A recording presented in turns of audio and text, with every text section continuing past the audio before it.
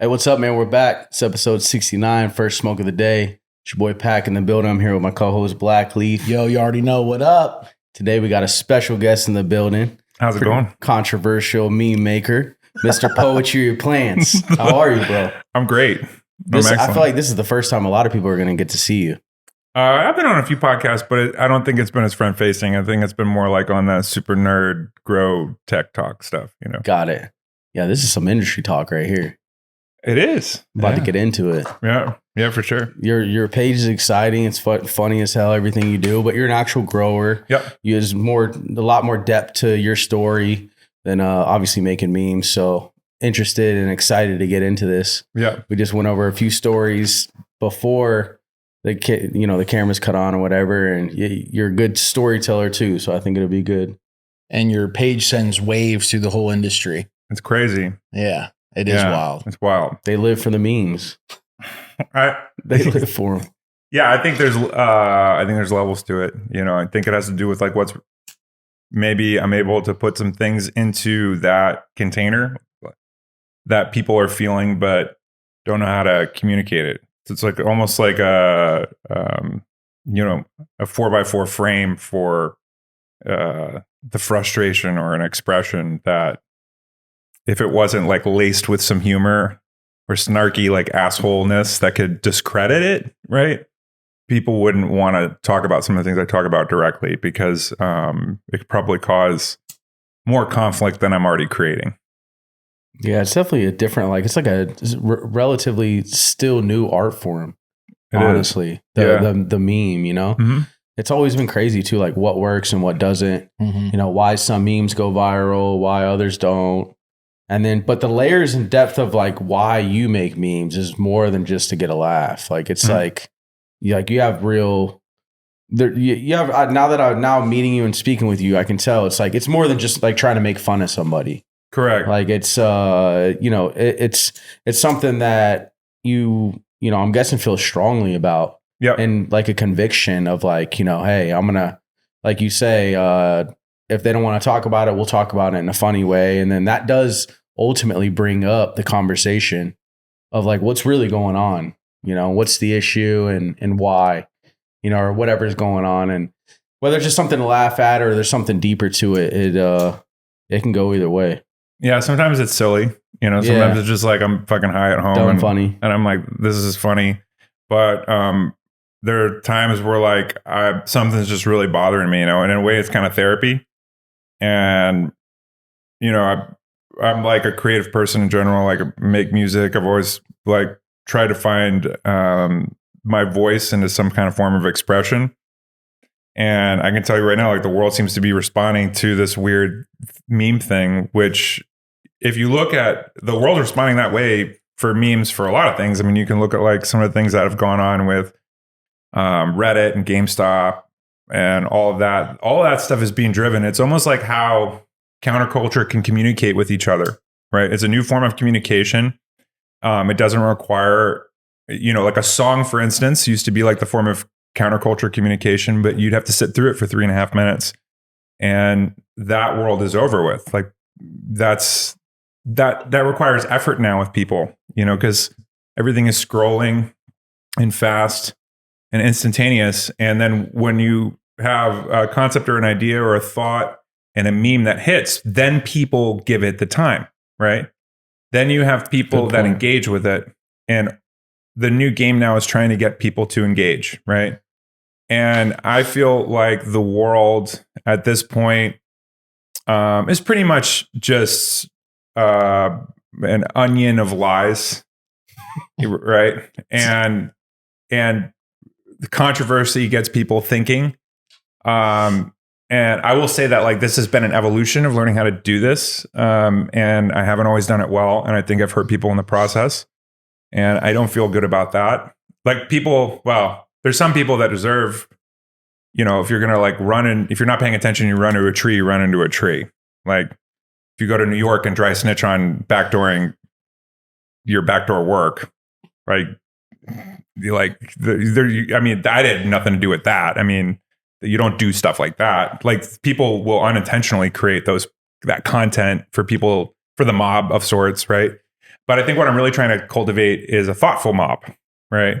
Where we're bringing it back and everyone starts to have some level of personal reflection within themselves of the relationship that they have with this emerging industry and their future. Because what I see is a lot of people that are gaining or capturing an audience, at least for consumers go, their projection is only of success and the struggle is secondary to it. And they talk about it while at the same time they're getting into a Bugatti.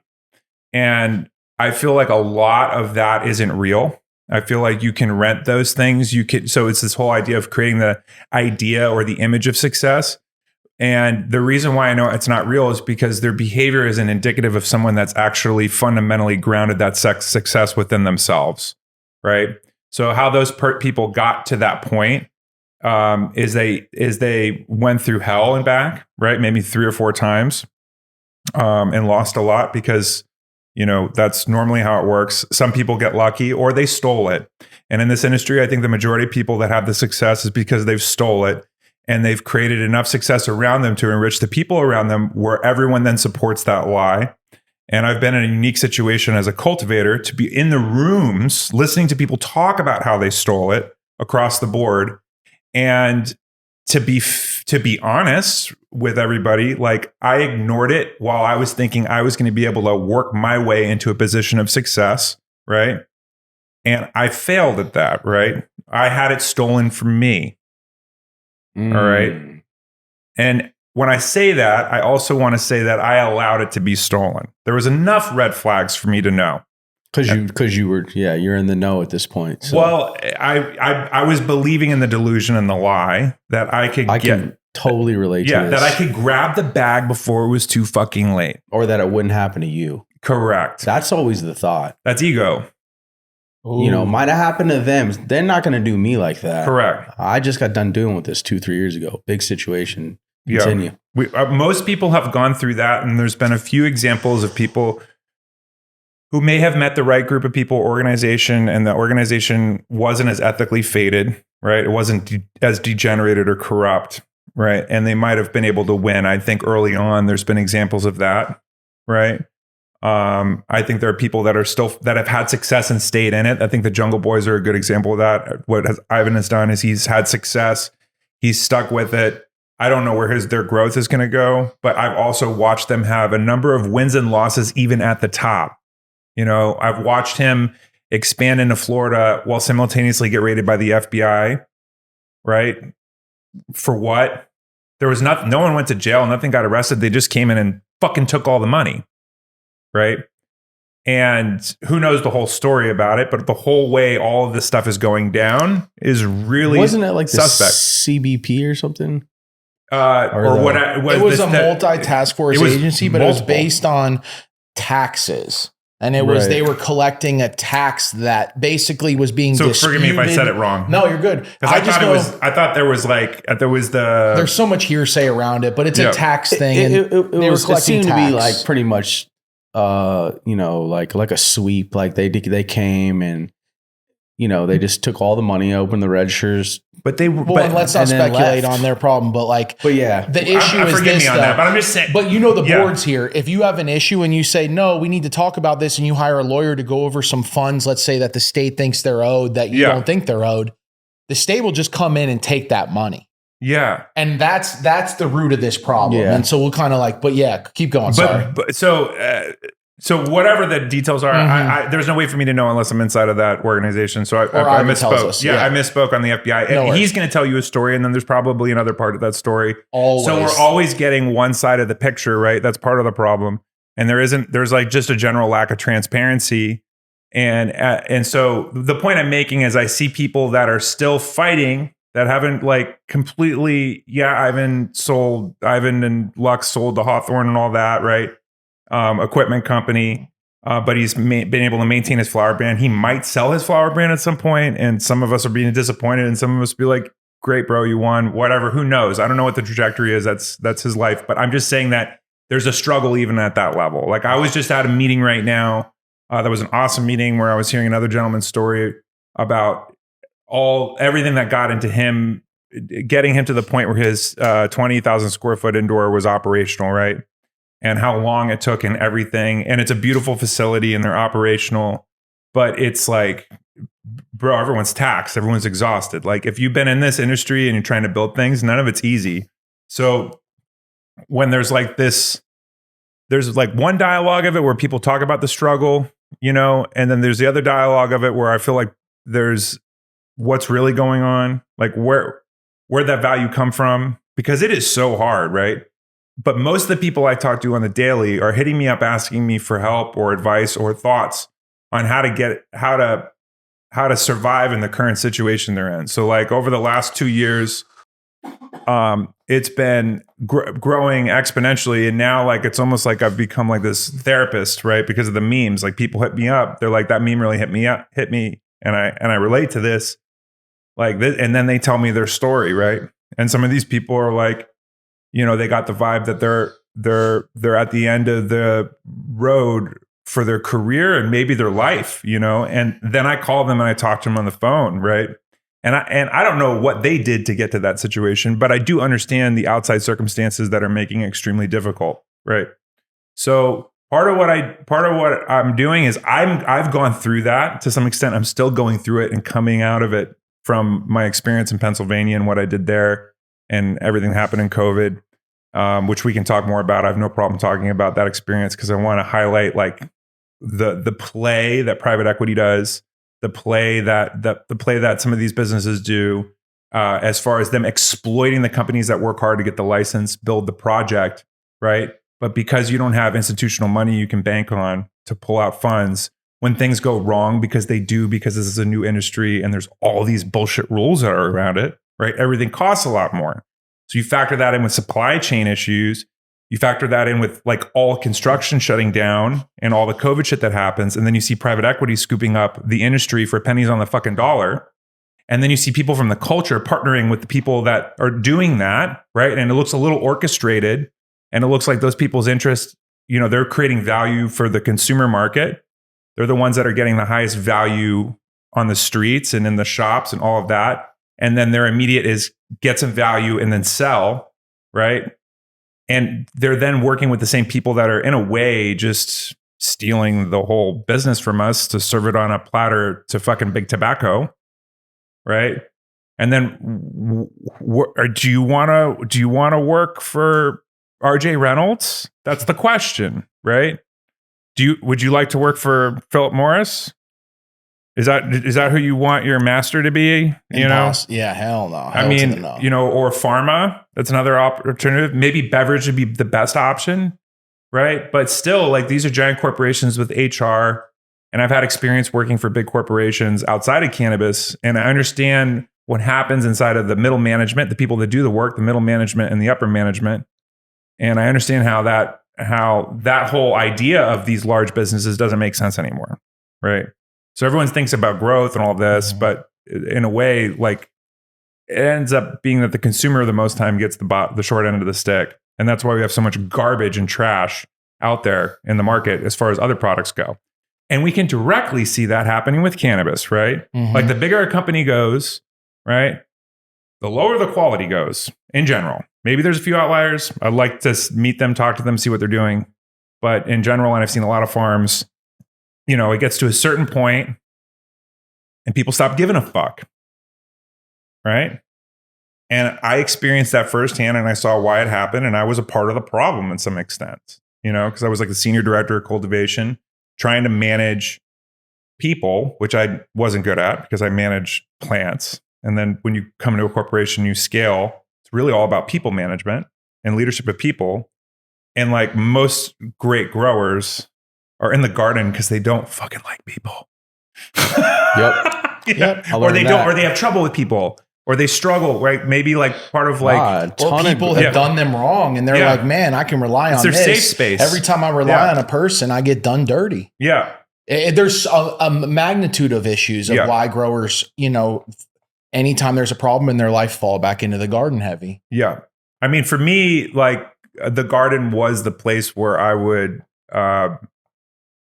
You know, it's where you're doing repetitive tasks with things that are alive and it's, you know, living things and you're kind of shaping things. There's a bit of like sculpture involved. There's a bit of science. There's a bit of engineering, right? And then it's also delayed gratification. And it's one of those things where everything right now is instantaneous.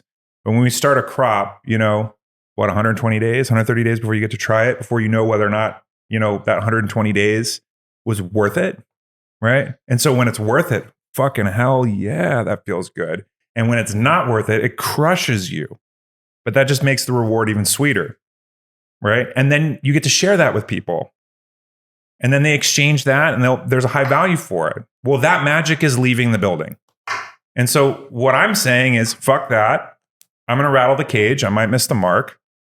And I'm going to start imagining what kind of standards we could have for an industry where we get to keep that magic alive, and it doesn't turn into, a fucking Beyond Burger at McDonald's. Damn. It's so true. It really is. Wow. One thing I want to get into, because I know we can keep, you kind of shaded through, you ran through it, but when a grower, like you were saying, this is how big equity comes in and fucks over growers or fucks over, branding. Let's say you have a large brand and you're not even a grower, but your brand is huge. People love it. And then you start to partner with big equity. Like you were saying, this is exactly how they do it. Yeah. So it's, we even talked about me setting up a whiteboard at some point. But what I'm going to be working on. Yeah, we got one. We can always easily clip it. I think I'm going to be working on something that, and that you guys definitely be part of it. I hope you guys would like to be a part of it, but we can continue that conversation. But more of an educational kind of piece of media that we can share with people as far as how this works. We got you. Yeah, all right, perfect. Because dropping on the Patreon, you bitch. Yeah. Please support what they got. Support what they're doing. We're trying to keep it indie. Support what they're doing. That's what the Patreon's all about. We're forming this family to keep it independent. Yeah. Because without the support of your supporters, go figure, you can't keep creating. It's impossible. So 100%. And one of just to before I get into that detail wise, what I see that is going on in this podcast is like most of the content around growing has been grower to grower, business to business. This is the one where I see you guys bringing on people that are making huge waves like Doja Pack in the consumer market, right? Like there's no denying that he has created a new model and a new system. Like when I was in Pittsburgh and I was doing my thing and everything else, I was hearing about him. And then like people were hitting me up and be like, yo, this is the guy that's doing something right. And so I started paying attention. And it's just like him sitting in his car talking to people all the time, and then doing his thing. And he built a relationship with the consumers, right? The growers aren't really doing that, right? And part of that has to do with, the what growers. we're just talking about. Yeah, what we were talking about. Like growers might not be A lot of good. growers don't like people. They That's can right. admit it. It's all good. It's their safe place. I get it. Like I I'm kind of in between in a way. Like I enjoy that. You have to be. Yeah, I have to be at this point. And so we need people like Doja, right? Mm-hmm. We need those guys that are going to represent quality. Like he's going around and identifying things. He's identifying batches, right? He's essentially a curator. We call them tastemakers. A tastemaker. Great. You know what I'm saying? Curator, taste the same thing. Tastemaker. Yeah, a curator, right? Like he's going to go find the best fucking art from the garden and offer that to the public, right? And that's going to enrich that farmer. That's going to create an incentive for quality. Huge. Because the incentive for quality is going away. Right. So how many people can do it? Yeah. So when I see some of that happen, I'm stoked on it, right? The problem is that none of us have been educated in this other business, right? And the problem is that we're all coming from the struggle, most of us are, where we don't have second generation money, right? Are you going to inherit 50 million when your parents pass or whatever's going on? Are not you? Even a million? No. What do you? I don't know. I don't inherit. I don't know Ryan or Doja's story or any of that, No, but I'm going to guess visibly, even though I've been like a dick to them, and I'll just say that. But I'm going to just look at it and say that they're probably not going to be inheriting $50 million each. Most people middle class grew up middle class or below. So it's the American story, what they're doing, right? Mm-hmm. They found a niche. They found a way to communicate and sell a product, right? And they found a way of bridging two worlds, right? And creativity is finding the similarities in two dissimilar things, right? So you have the dissimilar world of a grower, right? That's antisocial. And then you have the world of the consumer that's extremely social, totally threatening and scary to a lot of growers. Like I get in a room with a bunch of consumers, I'm like, like they're like growers are generally nerds, You know, we're thinking too much. Maybe we're antisocial, right? And so that we connect more with another life form, which is a plant, slower rhythm, different language, right? So you have someone that shows up. You could argue that Burner did that to some extent, right? And that Burner started it with the brick and mortar, all right, and with the branding. And you could argue that Doja started it with direct to consumer. Direct to consumer is the future. Great model, right? The issue is that the industry right now has created this false reality that the only way for someone like Doja to be extremely successful is to partner with the people that are looking to collect all of the value, right? And serve that to a very large corporation, right? And when they collect all the value, they're going to get it at a discount, which is what we're seeing right now. All this market share losing its value. Did people stop smoking cannabis? I think we have more people smoking cannabis right now, right? So there's some other things that go into why that value is so low. Some of that has to do with the speculation around the value of the industry, the oversaturation of investment, good money after bad, right? And then people like the MedMen that set terrible investment precedents, all right, that created like fixed interest rates on hard money loans or loans that you would need to get your company going, right? Because you couldn't go to a bank. So when you start understanding the mechanics of how these loans work, and then you understand that like most of the time you're just going to be paying interest on that loan, you're not actually going to be paying down the principal. So like if you borrow $1 million, you have a monthly payment. That monthly payment's never going to the $1 million. It's just going to the interest because the interest rate's so high. Like a good example of that is like if you were to buy a house for a $600,000 house in the pandemic, during the pandemic when interest rates were 2.75%, right? Your mortgage would be the same today for a house half of that value. That's the effective interest. Well, people that are going to Georgetown or going to Ivy League schools or business schools, right, are going through all of that. There's levels to it, right? And most of the Ivy League schools, and I know this because I had an opportunity to go to all that, and I turned it all down and decided to play rock and roll and grow weed because I thought all those people fucking sucked.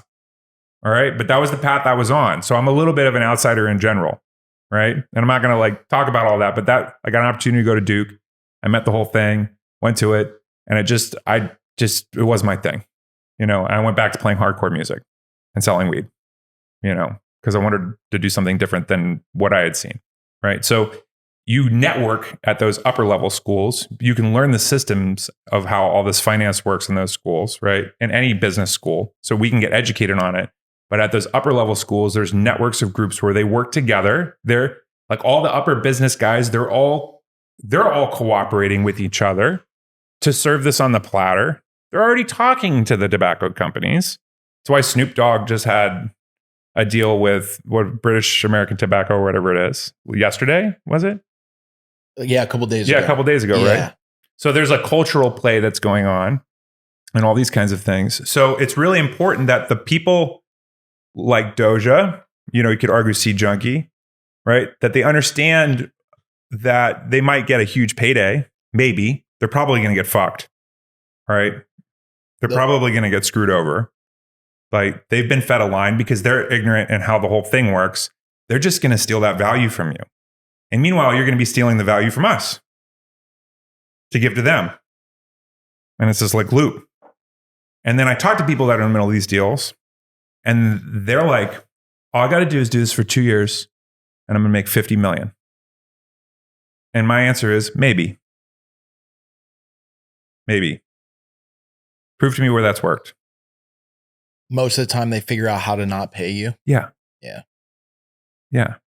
Because, it's like a web of complexity, right? That's how they stay on top. Yeah. So like, I don't have a problem razzing people, poking at people that start playing in that world. And then when I hear that this is the only way to do it, right? I say, that's the lie they told you. Because how did we get here? We got here because we didn't give a fuck about some fucking law that's unethical. And we did it anyway. And we created enough inertia to make it undeniable. Now they want to own it. They're only going to own it if we give it to them. And we're going to give it to them because we think we're going to get a big payday.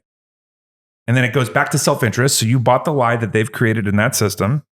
But, it's like George Carlin said, it's a big club and you're not in it. And maybe they'll make some examples where some of those people win. All right. And that's the bait on the trap. But in general, most will not. All right. And what they'll do is they'll sit on their private jets and they'll laugh about how cheap they got all the value from you. And that's what they do. It's a joke. And I've been able to be a part of some of the conversations with some of those people to hear them joke about it. And after this podcast, I probably won't be included in those conversations anymore. Right? Because it's weird, some of the conversations I've been in. And it might be because I could have gone to Duke.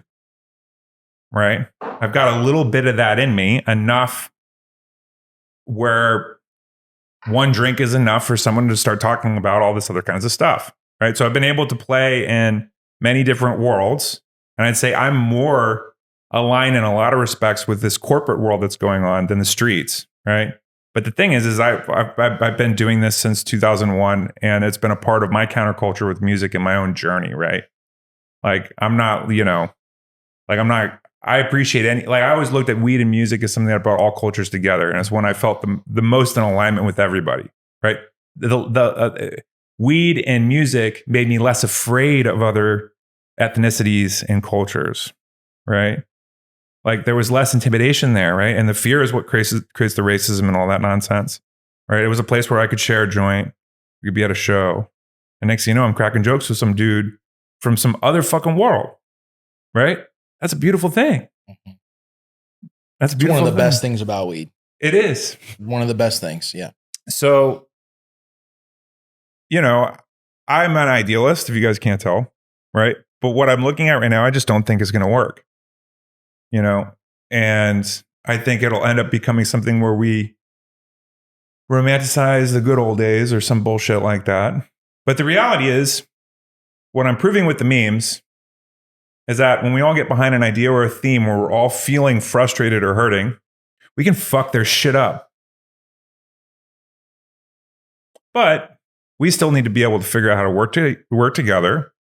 We need to educate ourselves more about how that whole system works. There is a functioning system of doing business. There needs to be some set of principles that we're all going to, for the most part, agree upon, right? And we haven't been, so we have to hold ourselves accountable. I mean, we were joking about who fucking came up with Skittles. Who knows? Everyone takes credit for everything because everyone's out of integrity, right? So if we're not in integrity with ourselves and if we're always clamoring for some kind of value or some ego street cred, well, then we're easy prey, right? So part of the message that I do on Instagram is I'll poke at something viciously and then I'll put my thought behind it, right? And I'll be vulnerable. And it's really I'm going to hit you and then I'm going to hit myself, right? Because we're all in this together. It's basically psychological Fight Club. It's Edward Norton beating the shit out of himself in front of all these men who are broken, trying to find some future, right? But it's targeted towards knowledge. You're opening doors of check out this article, and it's just really that going on. And it's not just all fabrication. This is all fact. When you go on your page and you start to Google some of the stuff you put up, it's really in line. It's interesting. You start to go down a dark web of wow, is this really happening? Well, and that came from learning how to grow this plant. So that was a gift from this plant, right? And you're a grower, right? What are we doing? We're studying patterns, right? And I've spoke on this on the Kiss Organics podcast, right? As far as finding a reflection of yourself in the garden, learning things about yourself in the garden, right? Everything is there is a geometry to everything that's all connected. This is one life in itself is just one giant interwoven complex system, right? We've created these Neanderthal simple systems on top of all of it, and we think we're God, but we're not. So when you look at pattern, you start studying patterns in the garden, you can find those patterns as far as how things work together outside in the world. And there's a man that my great grandfather worked with when the first Great Depression happened. His name was Ralph Nelson Elliott, right? And he developed the Elliott wave theory and the fundamentals for the bear and bull market. So he developed the principles for Wall Street. My great grandfather worked with him, and they taught people that were coming out of the Great Depression how to build back their personal wealth, right? And so he wrote a book that's really interesting called, I think it's like Nature's Law, Secrets of the Universe. It's all about finding the same patterns in nature that exist in human behavior and how that affects the market, right? But what's happened is now people have figured out how to game that market intentionally. So it's not based off of the same type of pattern. It's now based off of almost like more behavioral trends. Well, it's intentional. Like if you see like how they manipulate Bitcoin, right? And all of that, like people can dump all at the same time. That maybe there is a pattern of that I just can't see. But I'm just saying that there's evidence that there's a pattern through everything, right? So when I start thinking about things, and maybe I'm like kind of autistic or whatever, it's a good cop out. But I just start seeing the same kinds of patterns in society and nature and all this and that. And I try not to connect too many dots, because then you can't open up the door. Once you do that, like you can't open up any door, because you're just looking at all the patterns, right? But those are some of the things, and that's where these things kind of lead. And then I think about, I just imagine when it's felt good to be in this industry with people, and I imagine how we could do that more. And then I look at the things that are in the way. And most of it is self-interest, ego,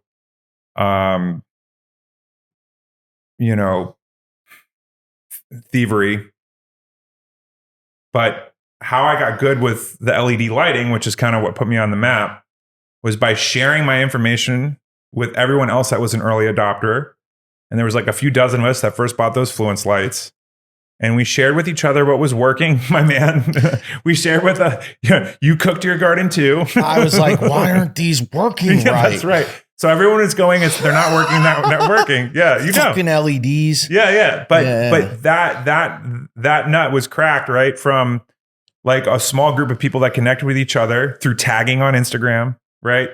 Like, or the hashtags for Fluence Bioengineering, LED Grow. I was doing that all the time. And then I would find other growers and I'm like, hey, are you getting this? I'm getting this. What are we doing wrong? Not cheap lights either. Not cheap lights. A huge investment, and all of a sudden you're fucking blowing your room out, and it's terrible, right? So we were able to crowdsource that information and collaborate together. Mm-hmm. And now everyone, for the most part, except some few stupid throwbacks, are growing with LEDs, right?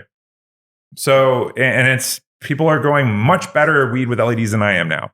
But I was like one of the first guys to figure it out with a bunch of other guys because we collaborated. I still think there's an argument to be made that I don't know if it's nostalgia.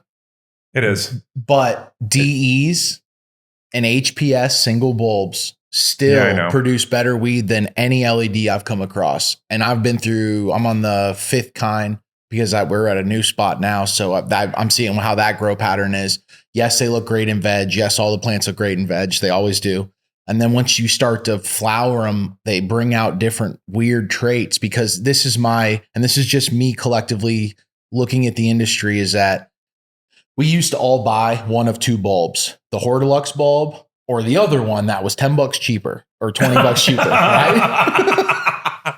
And then you would either the Sunlight Supply special. Yeah. Hey, someone's from, and we'll get to you. And the Raptor hood. Yep. The wing. Yep. I mean, X, Y, and Z, the one with the tube, and then you have the hood, and then you take the tube out. I mean, 100 different, but guess what? We're all using the same spectrum. Yeah. And we're just refracting it or reflecting it different. And now every single LED company is a completely different spectrum. Yeah. So if I buy this light, I got to rock with whatever spectrum this is putting out, even though it's not what I used to grow for fit. So I don't think people really, growers, I said, not people, didn't know that when they bought into LEDs. We were buying LEDs like, okay, cool. Yeah, it's just a new form of the light I was using. No, it's a completely new spectrum. Yeah. So your plants are going to grow differently under every single LED company's lights. Well, and that's why I grow Science Lights, because it's a tunable spectrum. Thank you for setting up that beautiful plug. And there are good people who have supported me, and I get to do my R&D. And one of the things that I've talked to with Greg over there, who's like their director of horticulture and goes to all the farms and troubleshoots, is even though I'm able to like get a very like mirror echo, like a very close to HPS structure with or HPS spectrum with LEDs, it's never going to be the same, because it's electrical energy that's creating the light compared to gas. And what is the sun? Gas. Yeah. So it's a way closer mimic of the sun as an HPS light or a single bulb or in the way that double-ended. the light is being generated. And I don't think we have enough understanding on why that's affecting the morphology. But you're 100% right. The problem with it's a give and take, right? Yeah. And I mean, the problem with it is that you have a risk of fire. Like there's some safety. I see that more as being. I don't think the waste is as bad as the fire hazard, because now the LEDs that in general are being made are disposable, which is stupid. So like people have an LED for a year and then they're having to replace it again. So like, I'd rather buy a bulb than another fixture every fucking year. Give me a break, LED companies. Make a good fucking light that we can buy once. Support us. Sorry, they don't have you're not gonna have your hand in our pocket every year. But there is some nostalgia to the way that the flower comes out. Yeah, 100%. 100%. Because I run Lux LEDs, right? And I love that they were the closest spectrum for LEDs that I've found where I'm like, oh, I remember this weed. This is what I used to grow. Yeah. Then when we were building the facility currently for the rec market, we decided like last minute, you know what, the best flower when we go across certain brands that are commanding crazy prices and local to LA, it's all DEs and single-ended lights, what they're growing. You can tell by the way the flower is. And so even like Cap did a thing where he had two different ones. And if you guess if it's LED, it was like a certain strain that he does. And then he had one side LED and the other side was DE or double-ended light, and you get to guess. So you could buy both eighths, try the same strain two different ways. It's just interesting because I go back and forth. So we set up the new spot with DEs because I was like, I think there's so much nostalgia in the market that people don't know. I was doing tests where like Pat Gods will confirm this, where I was showing him stuff and he's like, oh, this batch doesn't look like, and he didn't know at the time, or we didn't really discuss that. It was like, oh, that's the LED. That's not the. And so people were thinking it's just like a okay off batch. And it's like, no, it was in the LED runs. Well, I think it's harder to grow with LEDs in some respects because you can give the plant more of one input. Whereas with high pressure sodium, we were kind of limited with how far away the fixture had to be from the plant. Otherwise, you'd cook it in general. But the flower end result does come out different no matter what. Yeah, I agree with that. And so that's that's why I say nostalgia, because that big fluffy big jar that it's like, oh, wow, this thing, it looks like it's from a different planet. Yeah. It gets tighter. The buds get tight. And so that's where we get a lot of people now. And I've smoked some phenomenal LED flower, but it's just, I had some crossover gardening happening at one time where I had Fruity Pebbles happening under an LED and under a, I've done that too. And I was like, people didn't know that so I would put out batch and they'd be like, this one doesn't smell like and I knew that was the LED, and I was just like heartbroken every time I hear it because I think it's just one. I think that's part of it is just perception too. And I think they're two different tools, and there's certain varieties that I grow. Like I'm growing something right now under LED, and which I was growing it actually under the sun. Right. That's a great way to put it. I'm like, and maybe it'd be better under high pressure sodium. But we've also, a lot of the breeding has been happening under HPS and CMH. So we've been selecting around that, right? So what I'm trying to do is start with the sun, because ultimately that's going to be the most efficient. And I'm hoping that indoor becomes like that 5% of the market, not the 95% of the market, because it's just so wasteful and doesn't really make sense if we have a good outdoor climate. For at least the lower cost product, but there's sun grown. I'm not going to name his name because he doesn't want to be associated with me so much because I'm rattling the cage, but we're still homies.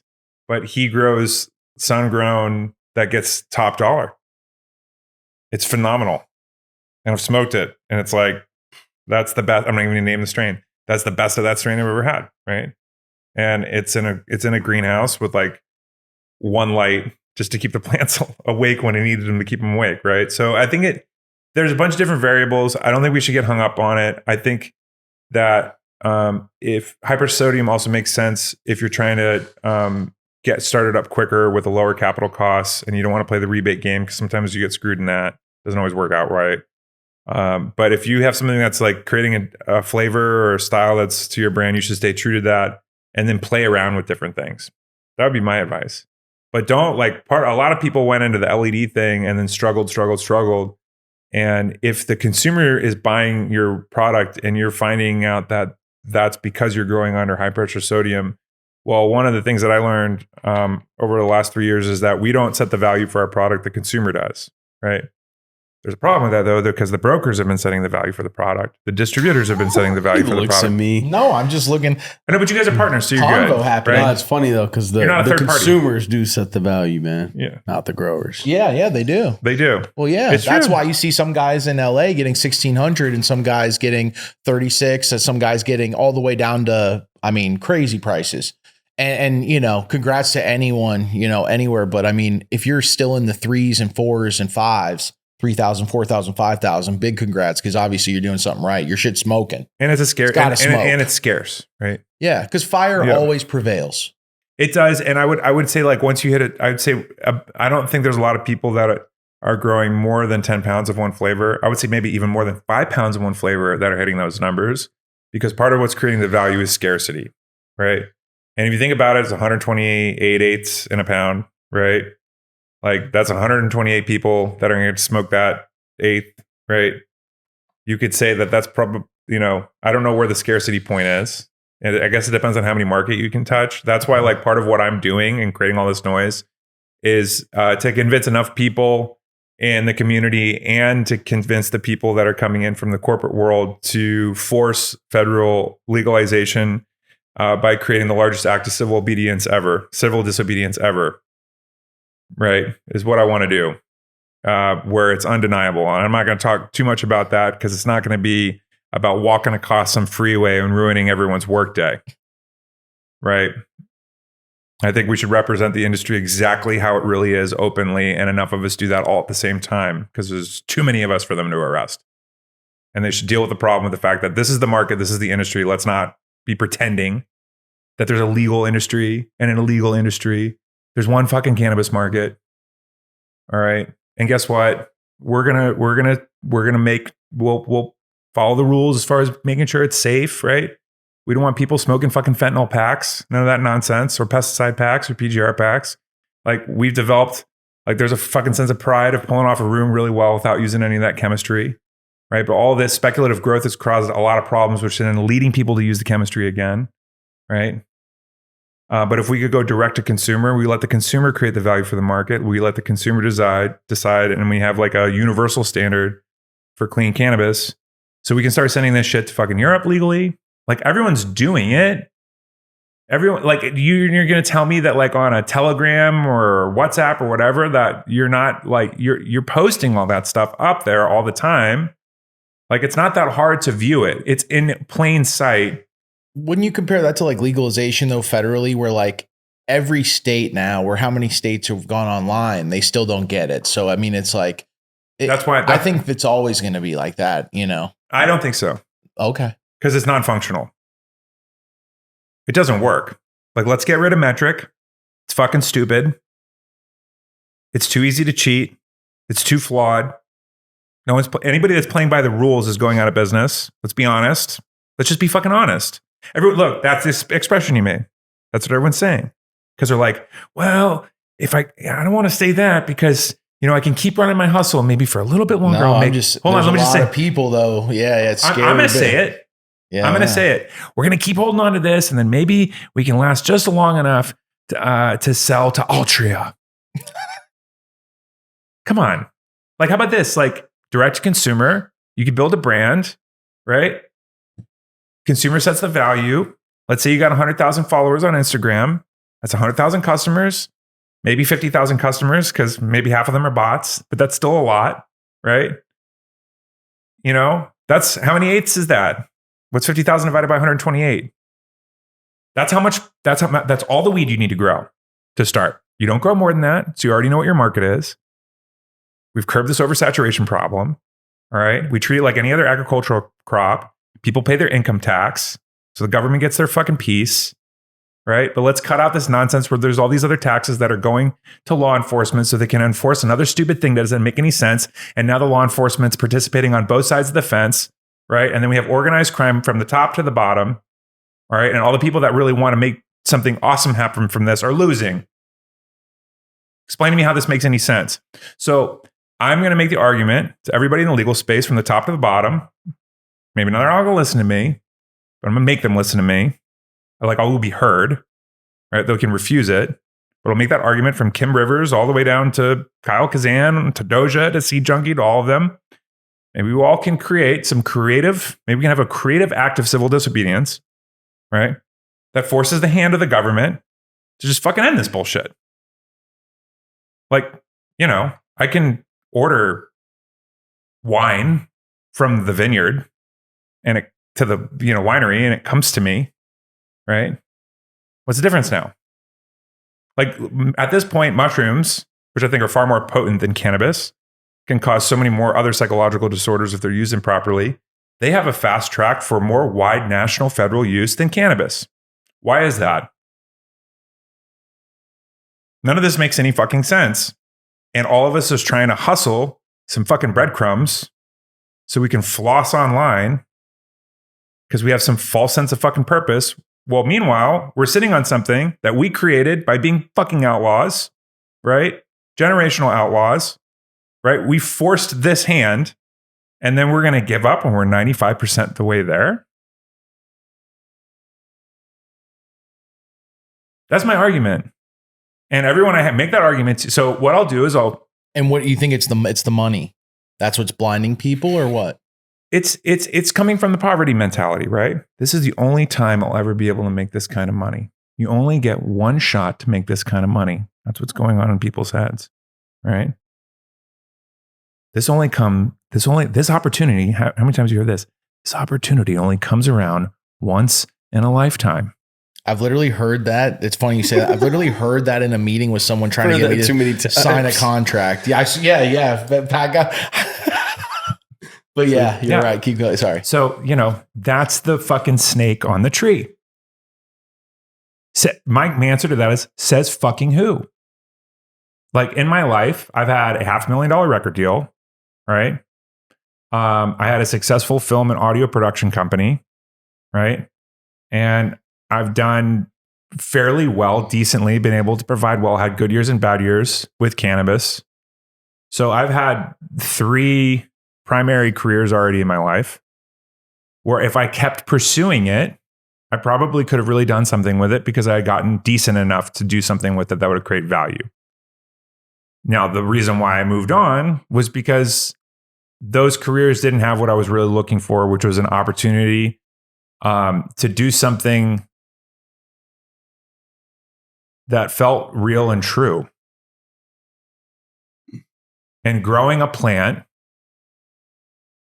that the Declaration of Independence was written on its fiber, that was outlawed because of corporate interest, yellow journalism, and racism, because some weird white dudes didn't want their daughters hanging out with a Mexican or black dude, right? That's like reefer madness. And it goes back even to like the forestry industry, where it was planting hemp, and he actually had he was going to go out of business because of the hemp industry. It goes way so far back, and they were like, well, shit, hemp looks like weed. But that was the imagery they used to get the voting, tax-paying, middle class and upper middle class on board with the prohibition, right? And things are changing, but the way it's changing is it's not creating I don't think it's creating a desirable result. You know, we've had a lot of like little mini revolutions, and I can't speak on all of that because they're so sensitive, but I want to, because I look at the result and is this what we wanted? Like, but what we can do, like I put a whole thing about Cesar Chavez up. My mom worked with Cesar Chavez in Florida a little bit, and I learned about boycotting the grapes. And Cesar Chavez was able to affect big business by, you know, centralizing the will of the consumer.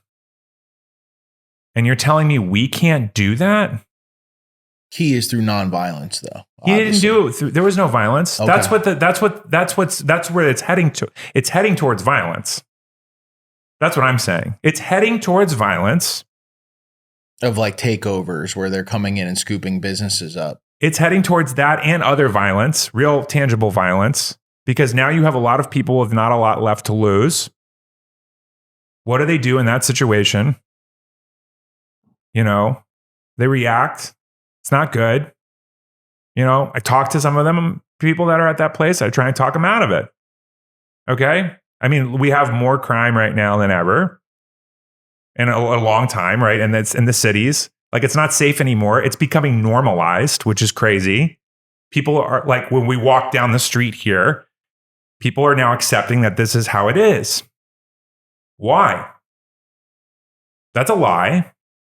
There's something else going on. And I think in cannabis, because we're a bunch of fucking outlaws, right? And we bended the will of the government already. I'm just saying, go a little bit longer, be a little bit more patient. Let's think about this and let's talk about each other, talk about this whole thing a little bit more in greater detail. And I want to apologize to everybody that I've memed. If I've hurt you or your business, this is the reason why. I love to work with you on a new solution. But if you sell out, I'm going to come after you. The key is you have to have smokers on board too. We have to have the consumers. Yeah, it's got to be because they're the largest portion. It's one thing to say, hey, you have money interests in this, your future's invested in this. It's another thing to say, I just want my eighth, bro. I work a day job and you want me to do what now? Not smoke this week? You know, like I get that. Well, but you got to get them on board too. And then so there's the reality of it, right? Mm-hmm. Everything I'm doing could be stupid and not even like everything I'm talking about. No, it's passionate. It's passionate. And it's in a direction. But it could completely fail. I have to factor that in because if the consumers don't care, then it doesn't really matter, right? Should they care? It depends on whether or not they value high quality cannabis. And I think there's some evidence to prove that they do. But what we're seeing now is more low quality cannabis setting the new market price and all these kinds of things. And have we lost the consumer because we didn't start having this conversation earlier? Do we need to be a part of actively educating and creating a new consumer base? Definitely education goes a lot of the ways. Is that consumer base going to be more women than men? It doesn't matter to me who it is. I'm just saying. Everybody. I'm just saying, we don't know. Yeah. Like it might not be like cannabis has been a male dominated industry. I'm not wearing my hat today, but usually I do with dudes in hats, you know, and it's how we bonded, you know, but let's be real. It's a boys club, but everyone uses weed, you know? So we don't know what that looks like. We have to be open and willing and be able to figure that out. We still can maintain our brotherhood and our culture and all the things that have created good quality. But if we've lost our consumer base to low quality product, then big tobacco has won already because that's what they're going to produce and we will not be able to compete with them. And that commodity market is going to be there. Right. And I heard like Graham on the Glass House thing was talking about how they want to be Corona. I'm like, no, you're not. I'm just thinking you're not going to be Corona. I'm sorry. Like it takes 100 years to become Corona.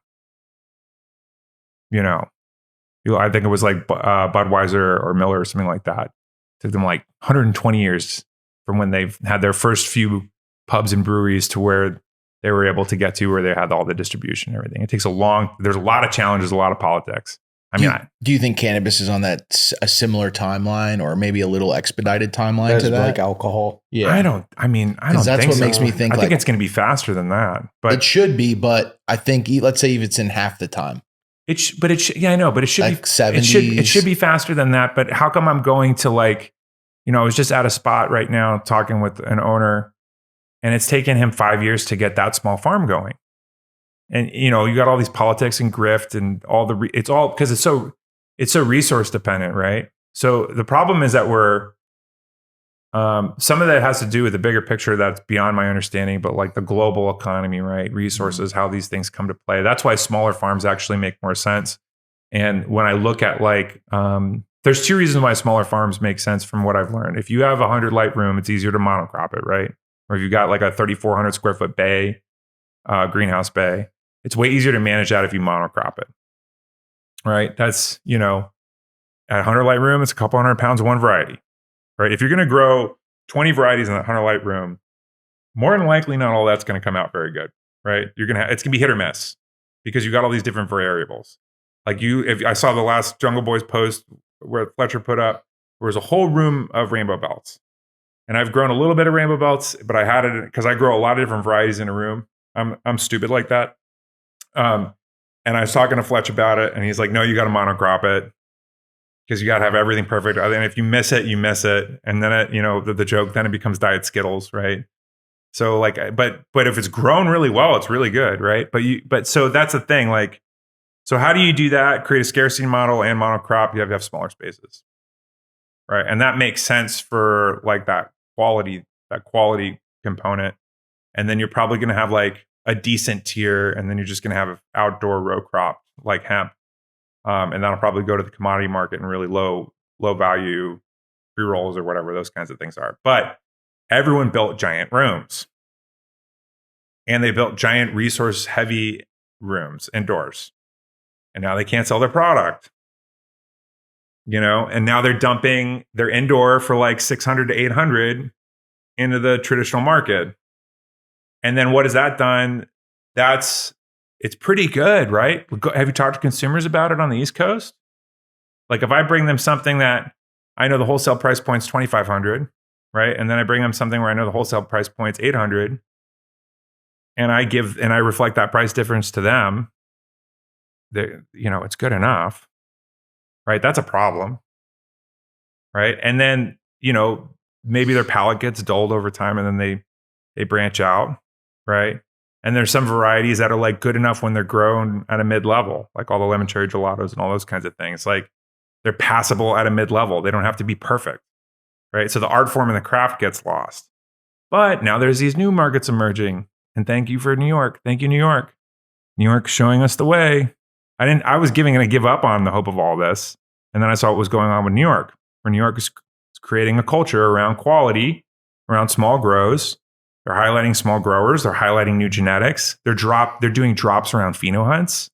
They're letting the consumer pick the pheno. That's fucking awesome. And I'm seeing that kind of shit. That is dope. It's the consumer that gets to pick, not one dude. So all the power now is in the consumer's hand.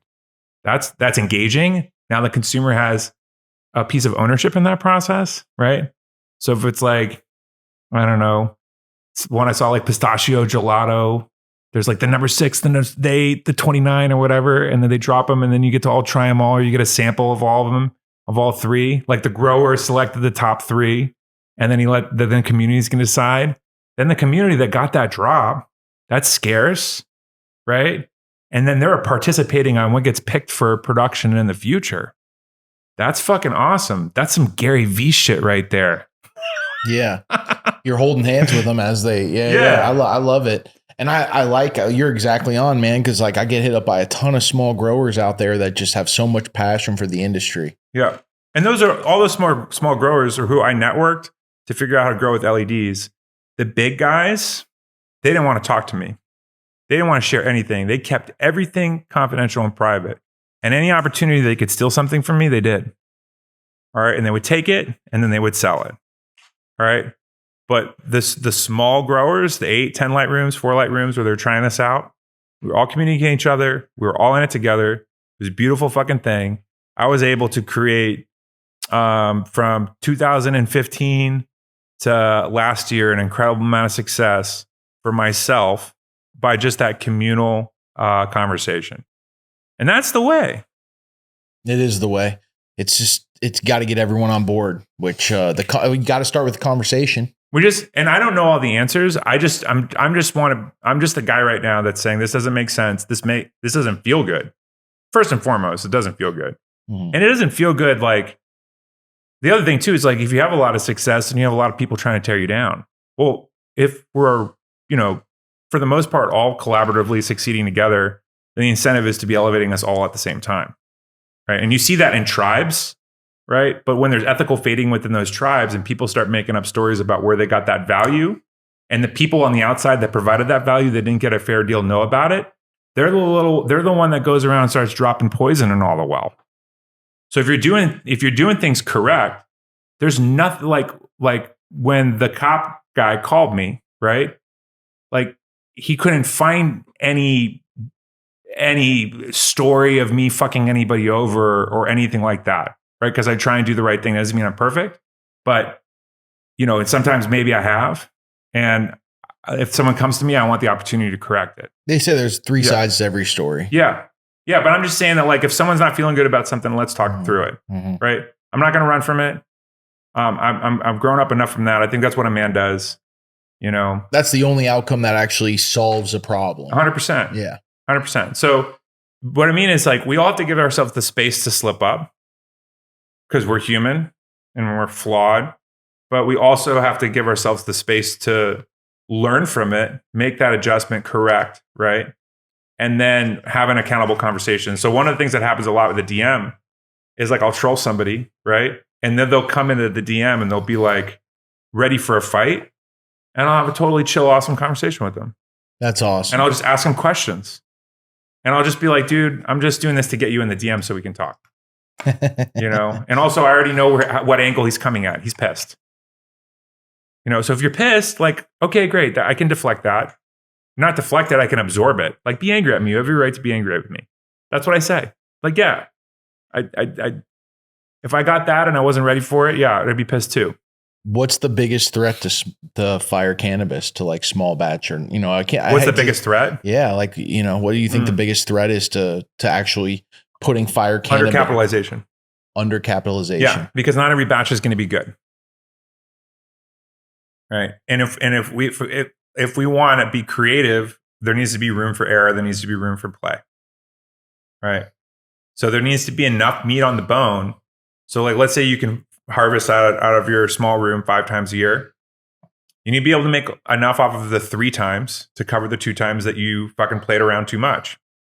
And will the consumer rock with you hard enough knowing like, well, the outcome of that is new phenos, new strains, you know, new progression of what you guys are already smoking, but you got to rock with like a couple hiccups sometimes. I don't know. Yeah. That I'm figuring out. But I can tell you this, the big license companies are putting out bad batch after bad batch and people are still buying it. Right? Because of the price is so low? No, because that's what's in front of them. That's what they know. That's what's safe. That's the narrative. Why has it been so hard for legacy growers to make the pivot? You think, like, you know what I'm saying? Because like I know we're fucking weirdos. And it costs a lot of money too. It costs a lot of money, but we have trouble communicating with people. Mm-hmm. Right? We have trouble communicating with people. We might have done some things that have created trauma for others. We might have shame.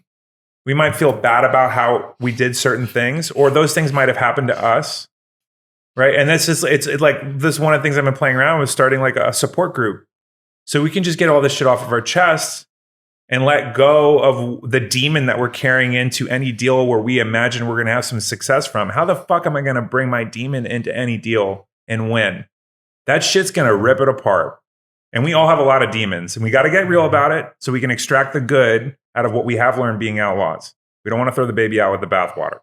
It is a weird balance, right? Because you go into where like a lot of guys don't even want to see paperwork from anybody being like, hey, I'd like to invest into your company, or I'd like to do something with you where we share profits and I can get, because they're like, oh, they're trying to fuck me over. You know, and it's like, I hear this throughout the industry. It's like back, and it's like, no, like that's why we had Alien at Law on the podcast a few episodes back. He was able to lay down. So I've had people hitting me up, you know, I won't name anyone specifically, but big companies already in the space about to progress in the space saying, bro, thank God for that episode, because now I'm actually going to get my paperwork in order. And then weeks later, I hear back from him, bro, I almost signed a deal that would have been the end. And because of that, I put some extra shit in my paperwork. And then they pointed out why they were going to, he's like, and I see all right where they were going to screw me. Why are we, you know? Well, because we're trying to operate within the darkest parts of the financial system that has the longest track record of exploitation. And those are the only people that will lend us money, because the people that came first created a horrible precedent for investment, like MedMen, right? You could argue cookies in some respects. So if those would have gone, like if, let's say MedMen would have gone huge and that would have gone all successful, and they would have supported small grow. It's all been embezzlement schemes, right? Everyone grabbing for the bag. Well, these guys, part of it is by just the paradigm of everyone having to flex and like display that they're successful. to bring more. There's this mentality that you display that you're successful Fake to it till bring you more. make it. Yeah, fake it till you make it. I think that that works sometimes, but I think overall, not all of us are going to have Ferraris and airplanes. That's just not possible, right? And part of what we want to really, it's not possible. Like, that's a good point. I mean, that's part of the these reason why fucking business gurus and shit. I mean, all across Instagram and stuff. I mean, they've taken this model and they're exploited con it men. past any type of registration of the mind, and then you get sucked into it. And then you say, "It's well, I heard they fuck people, but fuck over people, but it's not going to be me." And then you go with that, and then it's crazy because it's so effective. It still works to the person that even knows it's but it's brainwashing. Yeah, it's fucking. It's using cult like communication tactics to take it to exploit people when they're most vulnerable, looking for some opportunity. You know, it's like Pinocchio getting carted off to the island, and then everyone turns into a fucking donkey, and then he's swallowed up by the whale. Right. And everyone right now is getting swallowed up by the whale. I'm going to a better place. And they still want to pretend like they're not in the fucking belly of the whale. And I'm like, yo, we're kind of in the belly of the whale. But guess what? We still have power. Right. Because there's some podcasts coming out right now. They're going to reach the consumer. You know, I can kick a ball down a hill. And the next thing you know, there's like a couple hundred people going hard on an idea or topic that's bothering them in this industry. And then that affects the bottom line. And I think at some point we're going to have to convert some of the chads over to the other side of the fence. It's like, yo, dude, like, I know we're difficult to deal with, right? I know we're challenging, right? I know we're like the half brother that you grew up with that you don't want to invite to the family fucking picnic. I get it. Step brother. Yeah, whatever. Well, right? We always also don't go with what everyone said. Like, yeah, let's all go left. And it's like, should we go left? Yeah, I get it. We're those guys. I get it. But the path forward is for them to open up and sit down and educate us on the scams they've been running. All right. Like, why don't every corporate business guy, the conversation that you're having with all of yourselves, like, start having it with us so we know the playbook a little bit better. We agree to work with you because you have all the resources. You know, let's do something cool together where we can get the funding to do something right. Everybody can win. And then we can influence like the federal government, right? And not have to scam. And maybe you don't have to sell to big tobacco. Maybe you can become bigger than big tobacco if you work with us. And the companies that have been poisoning the people without any recourse, we can create a new company or a new organization of companies that can do something a little bit different, because every single one of us has had somebody in our family that has died of cancer. I've had 2 people. All right. And one was my mom.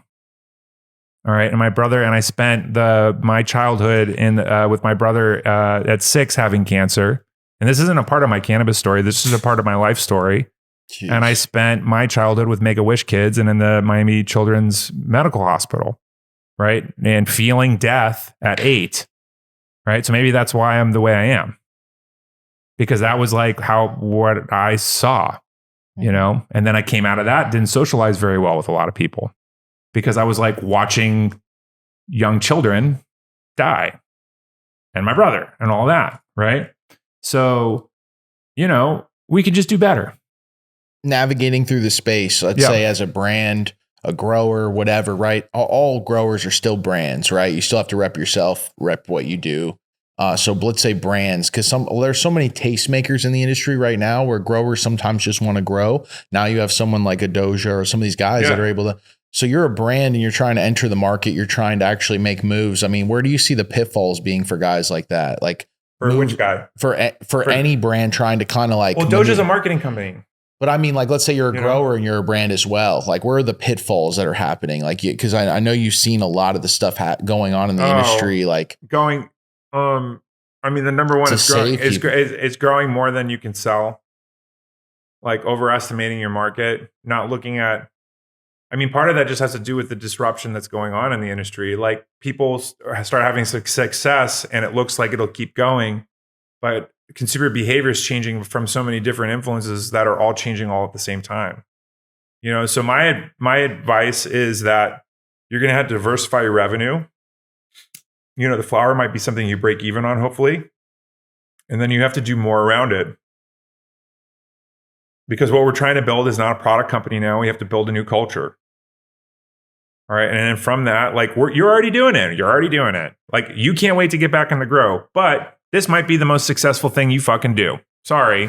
Yo, what up? It's Blackleaf.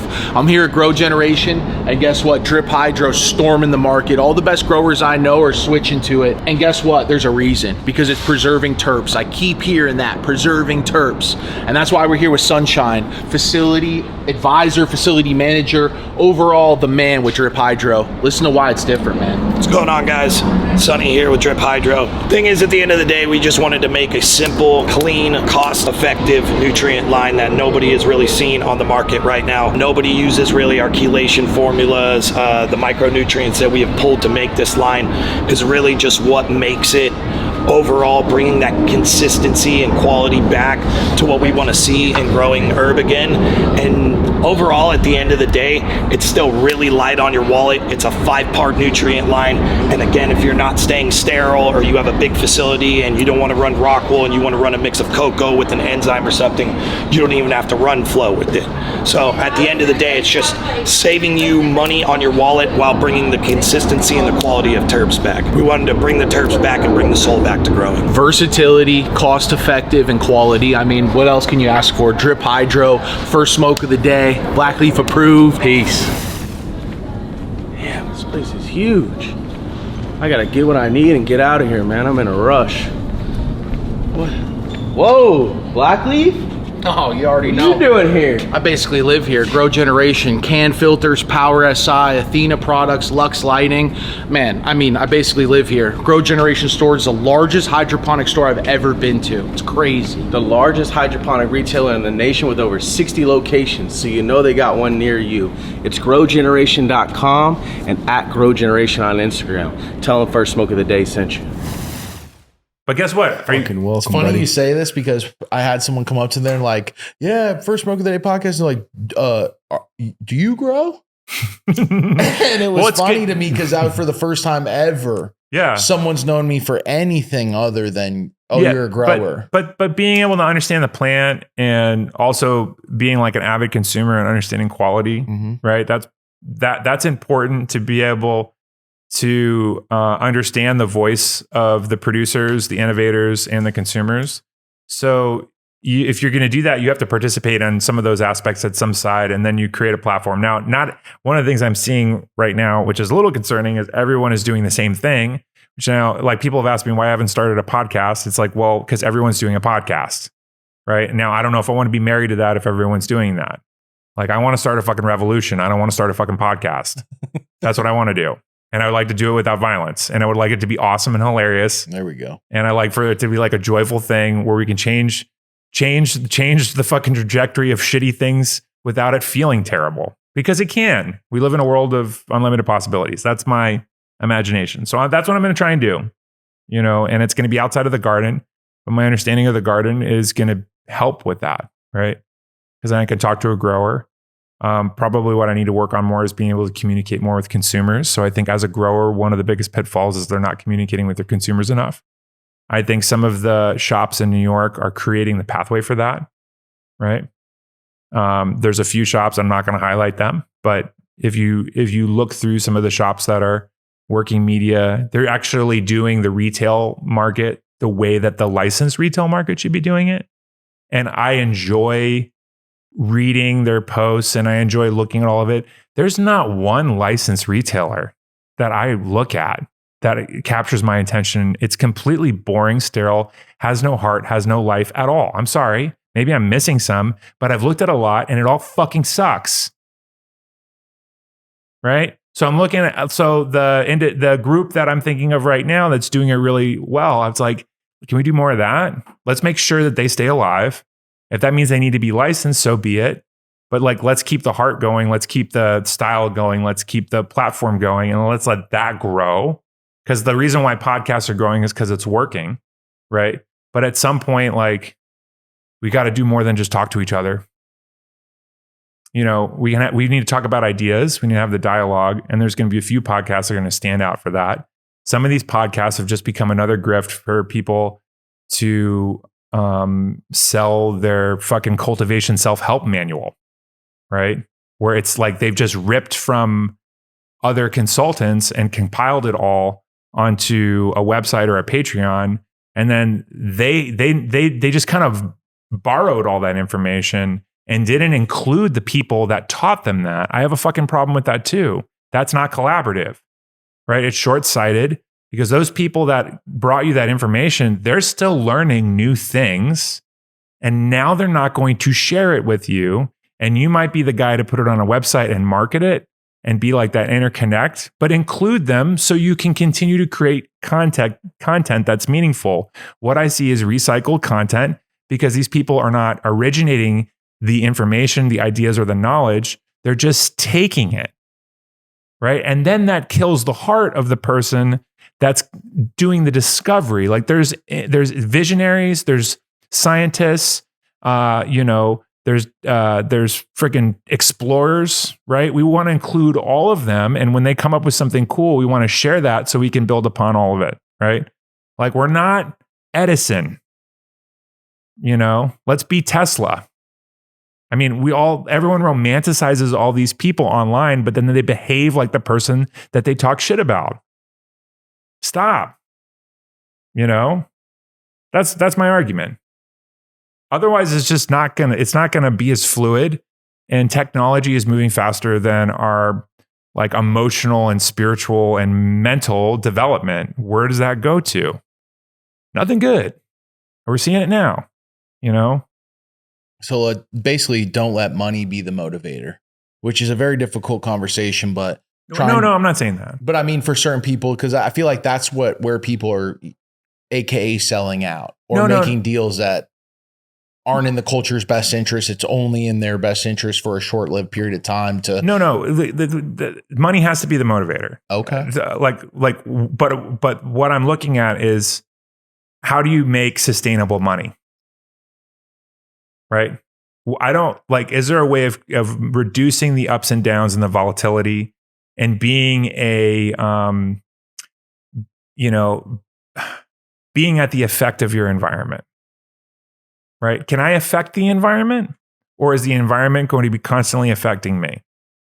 This is why we've seen so many people come and go in this space, because the environment affects them. And the space has been almost engineered for that. And we're supporting it. Right? But meanwhile, all the cool things like crop steering came from a lot of Ramsey and Josh, right? Working with cultivators and teaching them techniques that they learned from tomato farmers that shared it with them.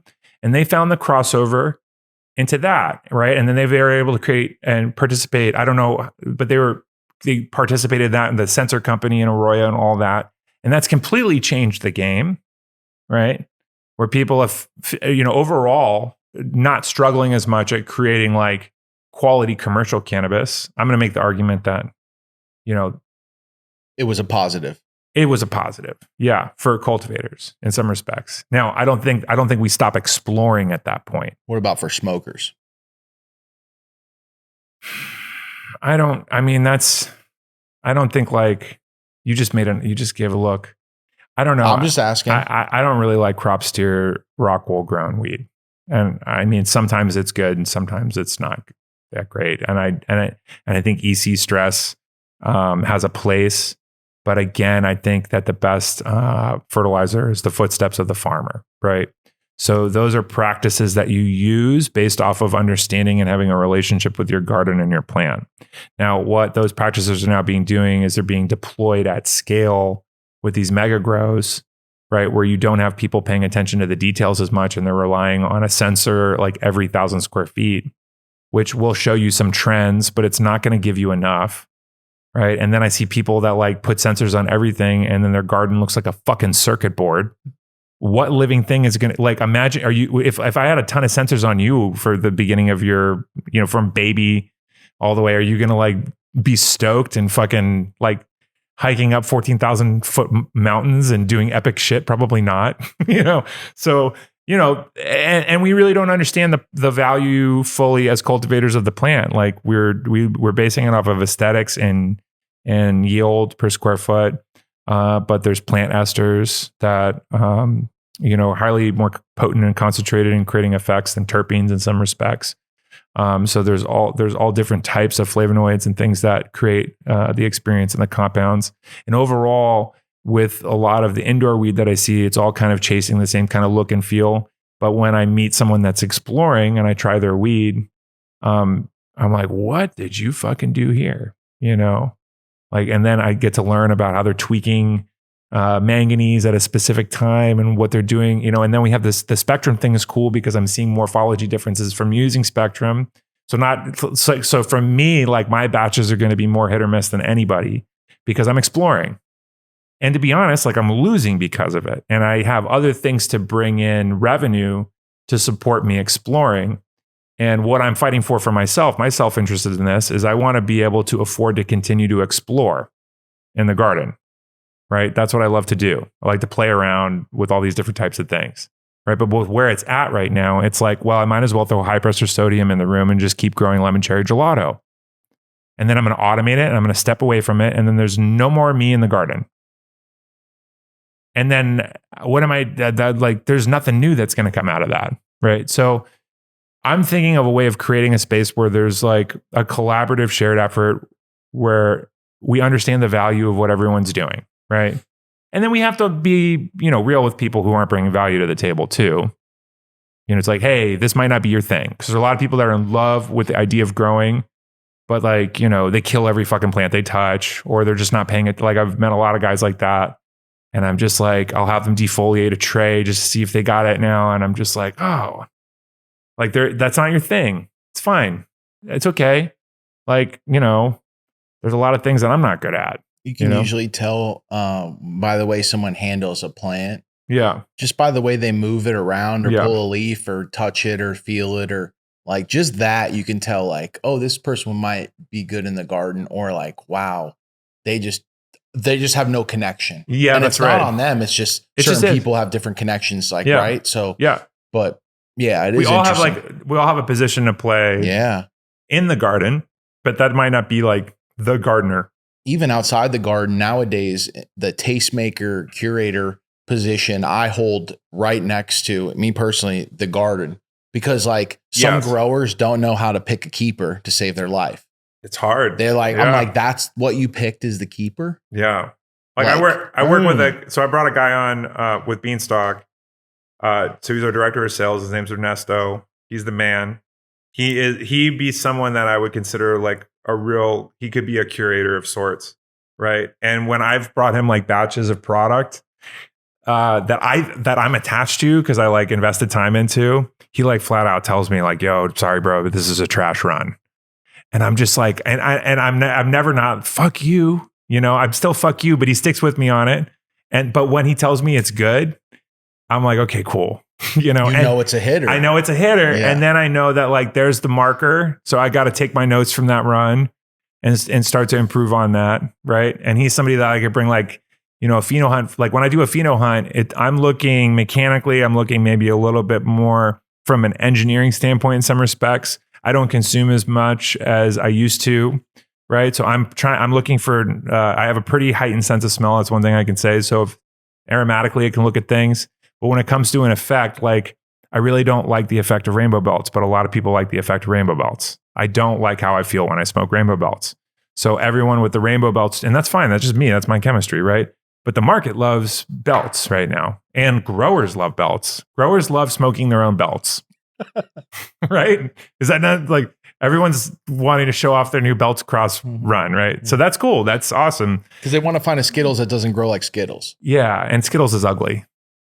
Generally. It's just hard. It's hard to find that same thing. Yeah, it is. And belts, if you nail belts is really pretty. Archive is behind so many brands that like I meet growers who have phenomenal lineup and I'm like, what is this cross?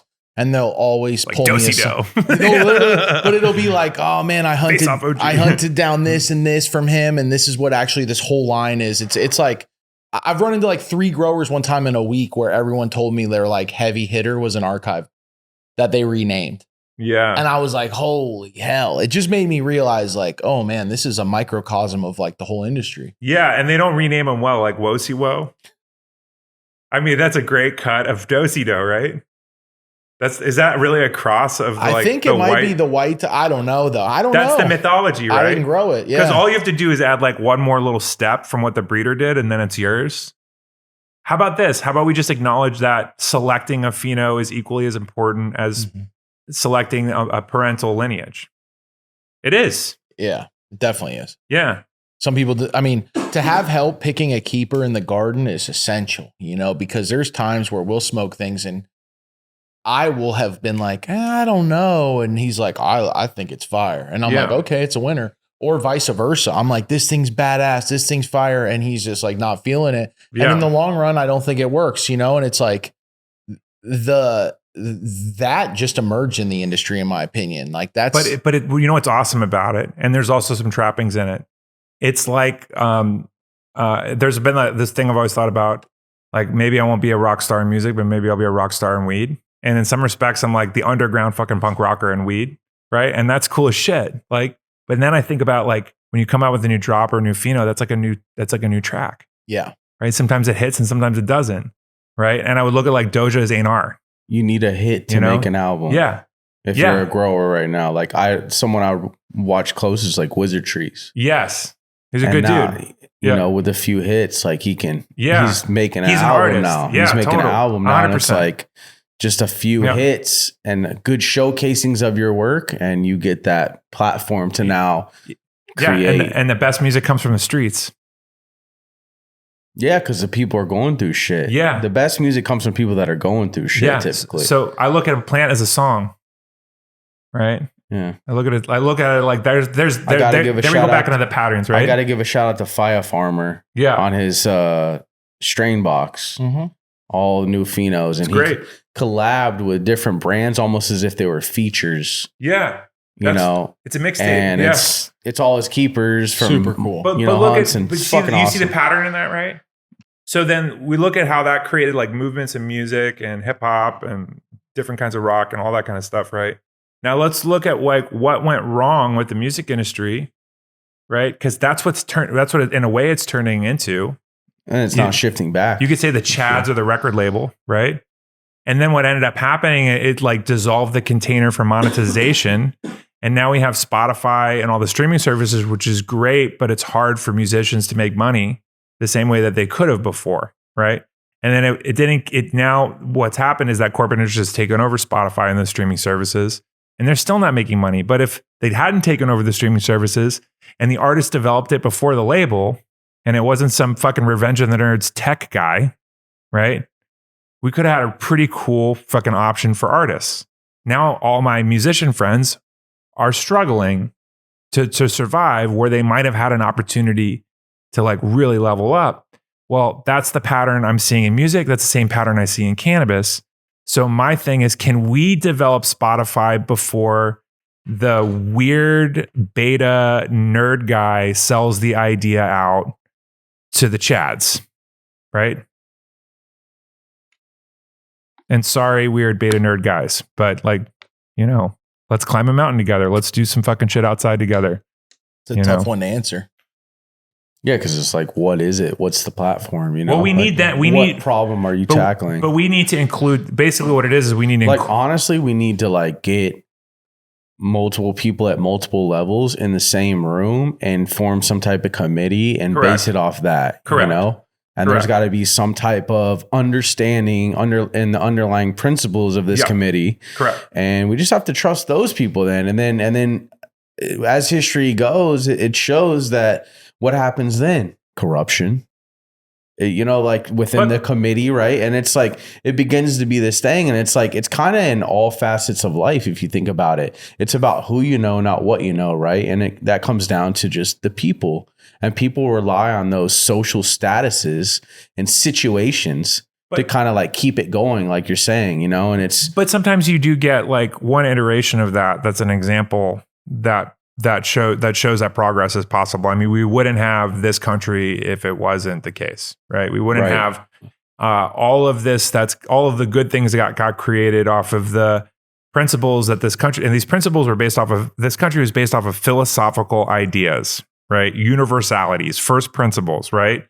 So if we can't come in a room and come up with like 10 things that make sense, and we're like, yo, we're going to try and stick with this, we're going to let them evolve as the market changes, and we're going to continue the dialogue, right? It's when people start pick up where we left off. When things fragment, we lose dialogue. That's when certain other interests come in, you know? So you could say that, like, in a lot of respects, I've been out there creating more fragmentation, right? But it's been intentional because it's not put together right. So we got to like break it apart and put the pieces back together, right? But we need to have these kinds of just conversations and dialogues. And then we need to sit down with people that are willing, you know? Like, I would sit down and talk with anyone that I've trolled or memed or hurt. And they could, you know, other than trying to swing a fucking punch at me, because I see a lot of these guys like just spending all their time in the fucking boxing gym now, like they're going to get into some street fight. Like, that's not the point. Like, let's just Zuckerberg. Zuckerberg's fucking Zuckerberg spends the most out of anybody on bodyguards and protection. Now he's taking MMA and shit. It's just like he's in it, man. But you understand, there's a psychology. Nobody will get in 100 feet of that dude. No, but there's a psychology. That's what they say about Conor McGregor. If you do, you got to sign an NDA right away. I know, right? Well, we got to stop signing NDAs. Oh, there you go. Don't sign NDAs. If they make you sign an NDA, don't take the deal. Ooh. That's one act of corporate civil disobedience we can do. Stop signing NDAs.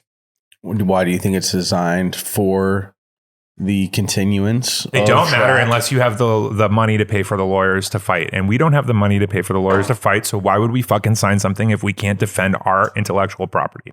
Good point. Yeah, that's a great point. Basically, you're going up against a massive corporation, which you're trying to sign with or you're trying to partner with. And then if, God forbid, you get in this dispute, you think you're going to be able to beat them in court? Or even better, if I've discovered a really bad actor, right, in the industry that's running a scam, I can't talk about it without the threat of being sued. Right? So if like fucking Satan shows up, I couldn't let you guys know that Satan's in this company right now. Like, for real, he's got the horns. I saw his wings, right? I couldn't tell you without having to go to court. And I've already been to court, and it sucks. I got sued for $50,000 in one lawsuit and $5 million in another, you know, and I won. And, you know, but I don't want to get cocky because you're not going to win them all. And then someone like that can bury you.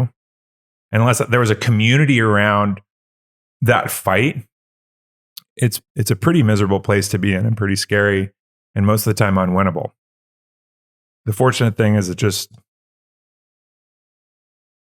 I took a lot of notes and I backed up all of our communication because there were red flags.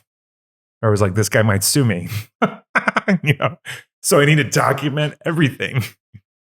So I documented everything arduously, which also sucked because then I'm not focusing on trying to support the success of his company. I'm trying to focus on how I can get out of this without him destroying me while he's destroying his company. What are the first red flags you start to see? Not, you know, for dishonesty. Okay. Substance abuse,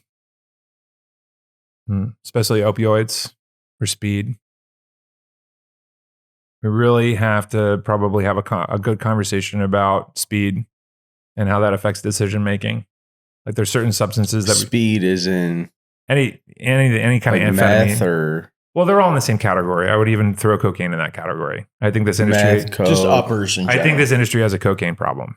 I think a lot of people that I know. And I don't have a problem with cocaine. Like, I don't.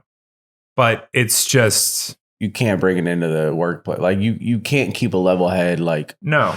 It's kind of like the same thing with like basically anything except weed. The reason I smoke weed, and a lot of it, is because it's sustainable. Well, still. Yes and no. I can still have a life. Yes and no. Right. For now. I would argue that it has to do with the context and how it's being used. Right. Right. So I have observed situations with myself and with other people where cannabis is not serving like the fucking goal, and it's actually a detriment. It's not for everybody. Well, no, it's not for everybody, but it might not be for everybody every moment of every day. right? Like there's times where like I just create an intentional space for it. Like this would be a good space for it if I wasn't going to be talking so much and you and I were just going to be shooting the shit and there was going to be a camera and the opportunity for me to really fuck up what I'm saying, right? Like I got to be on my game when I'm talking about this stuff because it really matters. And you guys would give me the space to fuck up, in a closed circle. But we're doing it this way. So the point is that I just see, first of all, the cocaine is impure, right? Like there's a lot of other stuff in the cocaine. So when you say cocaine, I also think meth because I think that's also cut with meth. If we were getting like coca leaf or real, like if there was like a refinement in the process of a cocaine, because cocaine is an incredible substance that can offer a lot of benefit. We're just not getting it, right? We're getting something else. That's my argument on that, right? Same reason why like I used to smoke weed sprayed with Raid and I'd fucking throw up or have a go through hell or whatever, like those Reggie packs and all that kind of stuff where you have bad experiences. I don't have bad experiences on cannabis. Never. Rarely. I used to in the Prop 215 days. I'd go to like some of the sketchy Valley dispensaries to drop off some pounds and then be like, bro, you got to try out the Skywalker. And then I'd be like driving back to the Valley, I'd pull over the side of the road, be puking my guts out and be like, what's happened? And I'm like green and I'm poisoned. I'm like, what was on that? And then I go to the grow and I see every bottle on the fucking wall. I'm like, oh shit. But that's not where other drugs are. We need to actually bring all of them into the fold and figure like they're in some respects. Otherwise, we're going to keep getting things like methamphetamine and fentanyl. Those are just going to keep developing and we're going to keep losing more people, that get caught in that. So, but we do have to have the conversation about like, all right, do we want to just party and have the quick success or do you want to like you guys are doing this because you want to have a long-term success. You wouldn't have been setting up the studio and doing all this awesome shit if you don't want to have a fucking career out of it, right? There's people that want to have a career out of it. There's people that want to like make money and party, all right? And there's people that think that they can make money, party, and have a career out of it. My argument is that like, party less, right? Or lose it. Because show me an example of someone that like partied that much and that hard and won. Mm-hmm. Like they're all fucking behind the music, fucking horrible stories, and half of them died too young. And their kids grew up fucked up, and are dancing in front of TikTok like Corey Feldman on fucking YouTube. Makes me think of the saying, live a purposeful life. Exactly. Yeah. And, that's it. And we just don't want to be in a situation where like any substance has the power over us. Like it's a tool for us. It's not like something that I know people that like, they can't eat unless they smoke weed before and after. I like how you put it. It's a tool for us. It's something you use to get something exaggerated or a better feeling or a different feeling or a relief from or whatever. Shift your vibe. Right? Yeah. Yeah, exactly. Like versus it controlling you. Yeah. A lot of my ideas and thoughtfulness comes when I use cannabis mostly by myself now. Mm-hmm. And, sometimes I'll just be goofing off playing NBA 2K, whatever. Sometimes I'll be playing guitar. Like you guys see me, I get high. I think it's a good idea to fucking position the camera right below my crotch and play guitar. And it's a terrible camera angle, but it's because I'm fucking high, or whatever, it's like the whole thing is like, but that's what I get out of it. And then my writing has developed. My thought processes have developed. A lot of the posts I put up that are more vulnerable because I'm really stoned when I put that up. So I'm like more in the flow and less afraid of what people will think of me, right? There's a huge benefit. It like can open up your entire heart to other people, right? I think it's a great benefit for couples. I think so too. Yeah. Yeah. But it might not be a benefit for you to be vulnerable in front of people that are looking to exploit you. Ooh. And maybe you should be fucking sober when you sit down and have those fucking meetings. Yeah. When you're reading through that paperwork and trying to figure out something so simple. You got to have somebody. You have to.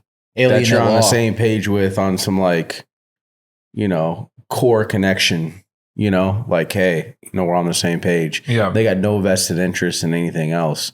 That's where it gets tricky though. Wait, explain that to me again. I don't understand what you're saying. You have to have somebody there with you? Yeah, you have to have somebody with your best interest in mind. No, that's where everything goes wrong.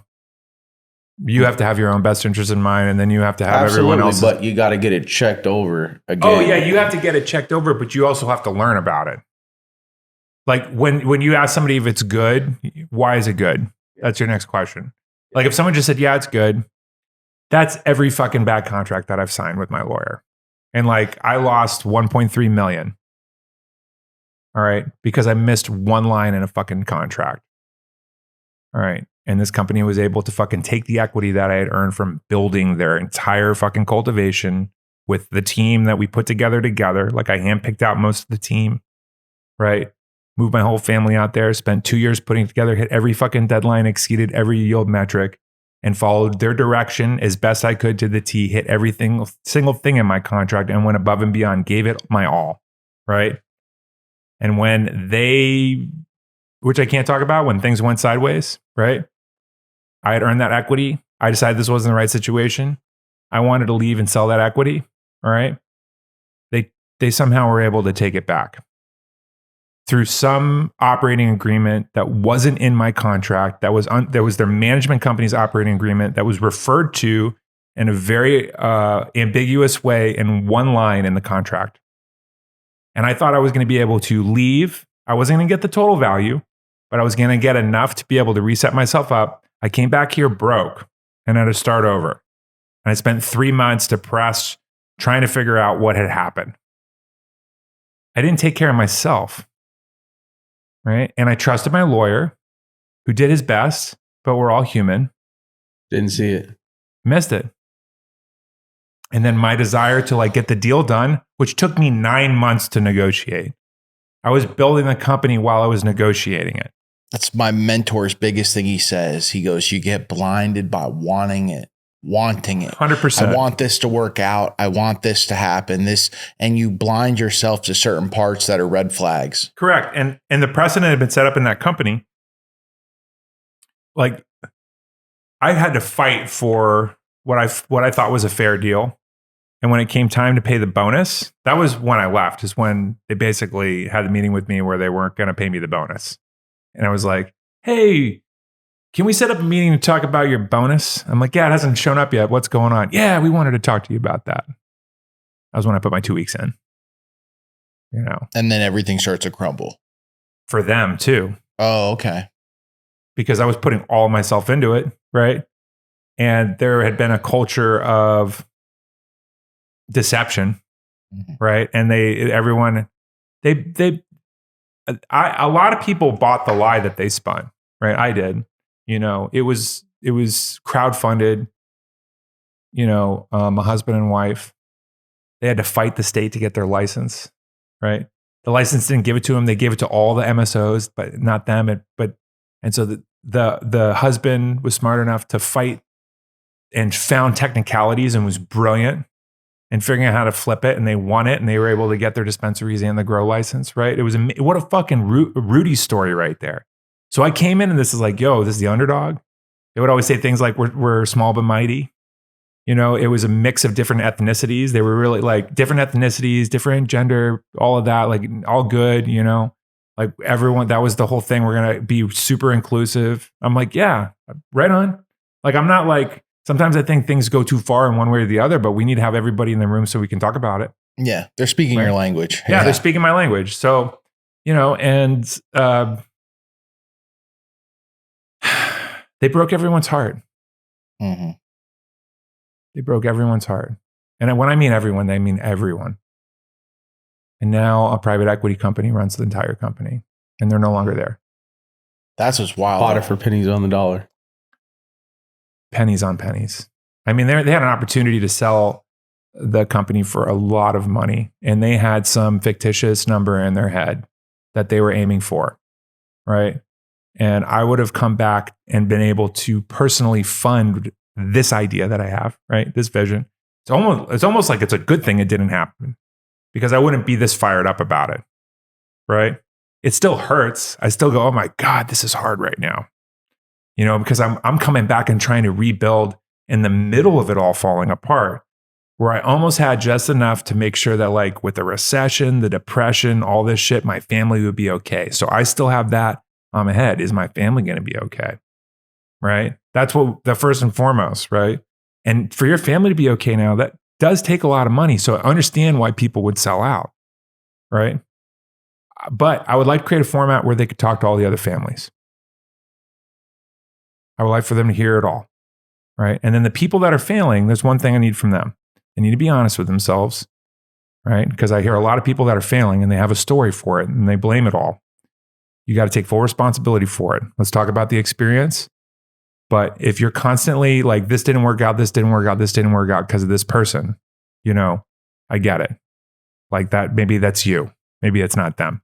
And you got to have a contract these days. You got to have a contract.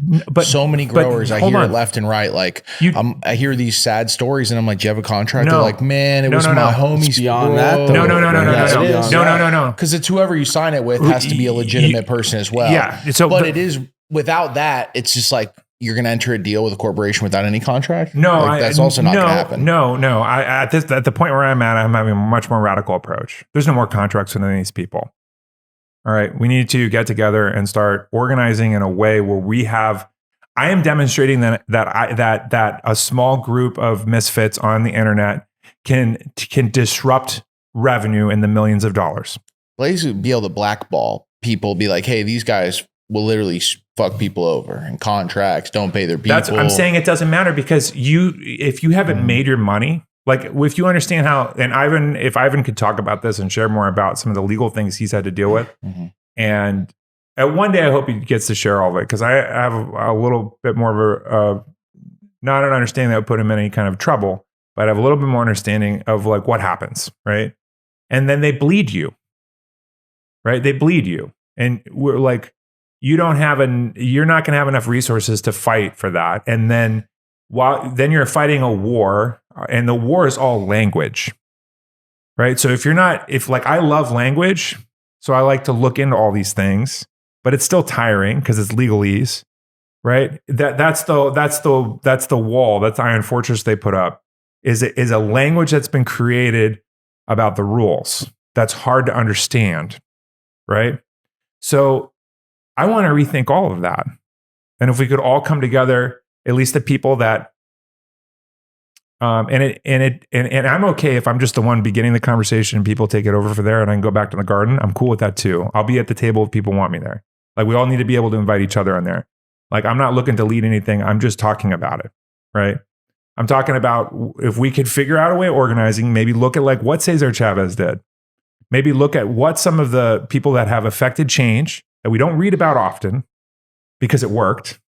They weren't assassinated. How come we always read about the guys that get assassinated? Right? Something to think about. But there's people that have affected change that haven't gotten assassinated and have made real change happen. If we look at the patterns that they displayed, maybe bring all that in, and then we create new terms for the deal. And I mean 100% all the way through. Like, I don't want to be seated inside of any other corporation ever in my life. When I hear people selling out and they're like, I'm just going to have to fucking, eat shit for the next 2 years to get this paycheck. I never want to do that again. All right. It's going to be collaborative or nothing. And I'll go figure out something else to do with my life. Or I'll be poor. Or I'll be a thought terrorist. Because we have the control and we're about to give it away or people are passing it on and losing it. You are basically moving all your value on a playboard that you have zero control over.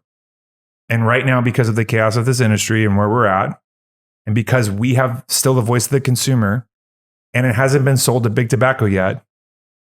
Or big pharma. Big pharma, right? Mm-hmm. We are actually in a position that if we were to start talking with each other, holding each other accountable, not taking the joke so seriously, maybe laugh at yourself and say, yeah, you're right. We did do that. Don't spin some bullshit narrative or say, yeah, I can see how that looks like that. Let's talk about it. Right? Then we can open up a conversation. Now, some people are just going to are nihilists and want to destroy everything. They get exiled. They're not a part of this. If you're not going to bring any value to the conversation, fucking go away. You're gone. You're going to go extinct with everything else. Like you have to be bringing value to the conversation or bringing something to the table that's going to, display something better. Right? Further the Convo, further the mission. Yeah. Yeah. This is an outlaw cannabis movement. That's how I look at it. Or it just, we know what it looks like, what it's going to look like, and everyone's bummed out. But I'm saying, why? Look, I can give like 2 or 3 clear examples of how I've negatively impacted companies' bottom line when they've been behaving questionably. What could we all do together? And we need to have principles around it so it doesn't get too dark and discredit the movement. Because that's one thing I have seen is people take it too far. You know, and ultimately the best possible outcome is if we can convince the other side of this that their way is not that great anyway. And if they're, you know, feeling more alive around us, maybe that becomes a little bit bigger than the materialistic game for some of them. And we can start influencing these ideas and our way of life into their way of life, like a virus, like what they were doing to us. Why can't we do the same thing? That's my argument. Damn. Are you in or not, dude? Oh man, I gotta say right now on camera. No, you shouldn't. No, you shouldn't. You shouldn't. No, but for real. But for real, this is the other thing I'm going to say. Everything I'm saying should be questioned from everybody in the community. That's why I put that poll up the other day. I think people are surprised how tight knit the community really is. Yeah. Because there is a strong, like they see the online community and they're like, it's a bunch of people that hate each other and that talk shit. And then when you get to events, you get to like the PuffCon, you get to the Olympics, and there's people exchanging phenos. There's people talk like there's businesses being built on the backside, pheno hunts, brands, strains. And you start to realize like, man, this is the top guy, all the guys that really care. And this is their passion wherever they are in the industry. Even if you're just a connoisseur, the top connoisseurs, you know, you have a say in what brands are growing. You have a say in where this whole thing's going. Yeah. Yeah. And we need to save our brothers and their family and our future sisters. You know, we need more women in this. We need more women in this industry who are not hypersexualized. Mm-hmm. All right. Totally agreed. We need to grow the fuck up. All right. That's something, that's another challenge I'm going to bring all the men in this community is that like, yeah, like it's nothing wrong with a beautiful woman. All right. But how come the image of women in this industry resembles more of sex work? My number one in Blackleaf, you know, Pat God's founder, and she's in there in the garden cranking every day. Yeah. Like I'm seeing more some of the best, hardest working, most focused, you know, appreciates the smells and all this. Like, I mean, just impressive work. I'm seeing more of it, and I'm speaking like 13% of my followers are women. I love to see more of that. Like I learned about plants and gardening from my mom. You know, it was a maternal thing. I could say that like grandma. I could say I'm going to say two things. I'm going to fucking drop a bomb right now. Number one, like, you know, it is like a feminine aspect when a man is working with a plant. Like it's like a birthing process, right? It's true. That's where we get in touch with it. And then this is the other thing that's going to be pretty gnarly. If you smoke a ton of cannabis, you're actually raising your estrogen levels. So you're getting better with the plant. Well, you're bringing in even that on a chemistry side, right? So then like there's this weird counterbalance to all of it that I think is just coming from the poverty complex, from lower socioeconomic levels, right? Where it's like almost like we got to get our head out of like the strip club a little bit. And I know people are going to fucking look at me like I'm some tool bag for saying that, but at the same time, like there's a time and a place. If you're a father and your daughter, is that how you want your daughter to be represented in the world? That's how I look at it.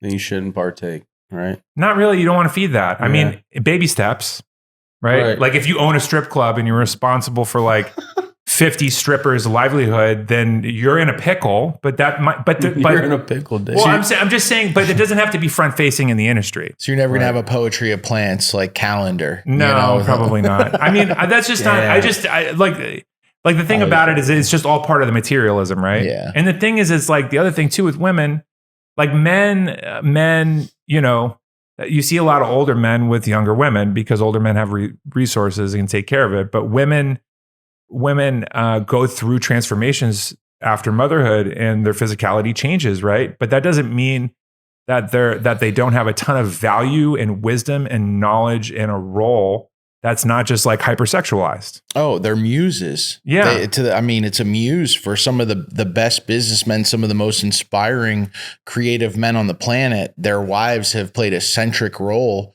in like inspiring, helping create, you know, like having that behind you is, you know, 100%, man. And there's healthy sexuality and all those kinds of things and all that. But like I see women that are running companies that really don't have a way of marketing into the culture what they're doing without sexualizing themselves. And I'm just saying, like, if your path is to sexualize yourself, great. I think that's part of the algorithm of social media. And I think that's a problem. That doesn't mean I have a problem with women, being sexual online. It's just how it's all that you see all the time. If you're seeing 40,000 images of a day of women that are just sexualized, that changes how your psychology looks at women in the real world. That affects your dynamic. If you're staring at videos of people like in violent, horrible situations all day long, because you can see that online, that's going to affect like how you respond or react to the world. So we have to understand like what we're putting into our brain, and then we have to all understand how we want to present our products and market them. And it's evolving already. Where's that one packaging, right? That you tore up. But if we plug him, which one? The fucking badass. Oh, yeah. Who is it? Shout out the brand new Squints collab. This is awesome. I think that's something like, this is the Liz, right? This Liz Taylor with a third eye. That's fucking cool as shit. The bag design is cool. Maybe there's some functioning aspects of the bag we talked about that would be a little bit better, right? But I think that like, for me, that appealed to me, even though it's like a classic image of female beauty, right? It's not like the other day I saw some Mylar bag where it was like, you know exactly what I'm talking about. I mean, it was a little bit of a Fruit joke. Loops. Yeah. That was crazy. People are taking it to They're taking it too far. Really weird place. But this is the thing. That's going to discredit what we're trying to bring to the mainstream market, right? And that's just my mom seeing that would be, or any female, to be dead honest, that's a tough one. I would have slapped that fool that made that fucking image. No, you know what I mean? Because I get the humor of it. I get the extreme aspect of it, but I'm also looking at what it's going to create, right? What if they say, well, everyone has a place in the industry? I'm sure everyone does. Everyone does. Everyone does. Like 100%. Like, do you know who Gigi Allen is? Gigi Allen was like a punk rocker that did fucking disgusting things. And okay, yes. Like I grew up like listening to Gigi Allen and watching all that stuff, and there was a time in my life where like that shit fascinated me. And it was disgusting, but there was something about it that I learned something from, right? So I'm not like hating on all of it. I'm just saying for us to like for us to find the middle ground, right? To convert all these things, we probably shouldn't be putting on packaging women with their butthole spread open where Fruity Loops are coming out of their butthole. Like that, I mean. Just guessing. No, so I'm just seeing like, I see the trend going too far. And part of the thing that we have to talk about is like how we want to represent all of us, reasonably in this. We don't want to get to the point where everyone's got 1,000 fucking names that they're calling themselves. Otherwise, we can't operate in the business because that's just too much. But like women should have a chance. People should have a chance to operate in this space, right? Where it's not going up against the hypersexualization of that whole paradigm. That's just an argument I would make. So like when we get to the table on it, we're going to have to talk about all that kind of stuff. And there are some great females setting great examples, like Meowie Jane, totally, Miss Rad Reefer, totally. Like I know there's a couple, there's more out there. There's but more. Like, yeah. Anna from Cam.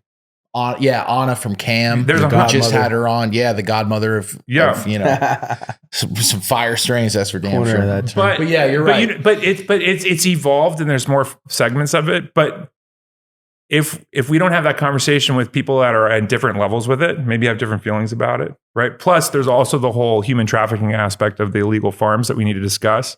And when you're objectifying women in that kind of a way where it's so dark and so grotesque, what's energy that's really connected to is human trafficking. And I'll make that argument as well, right?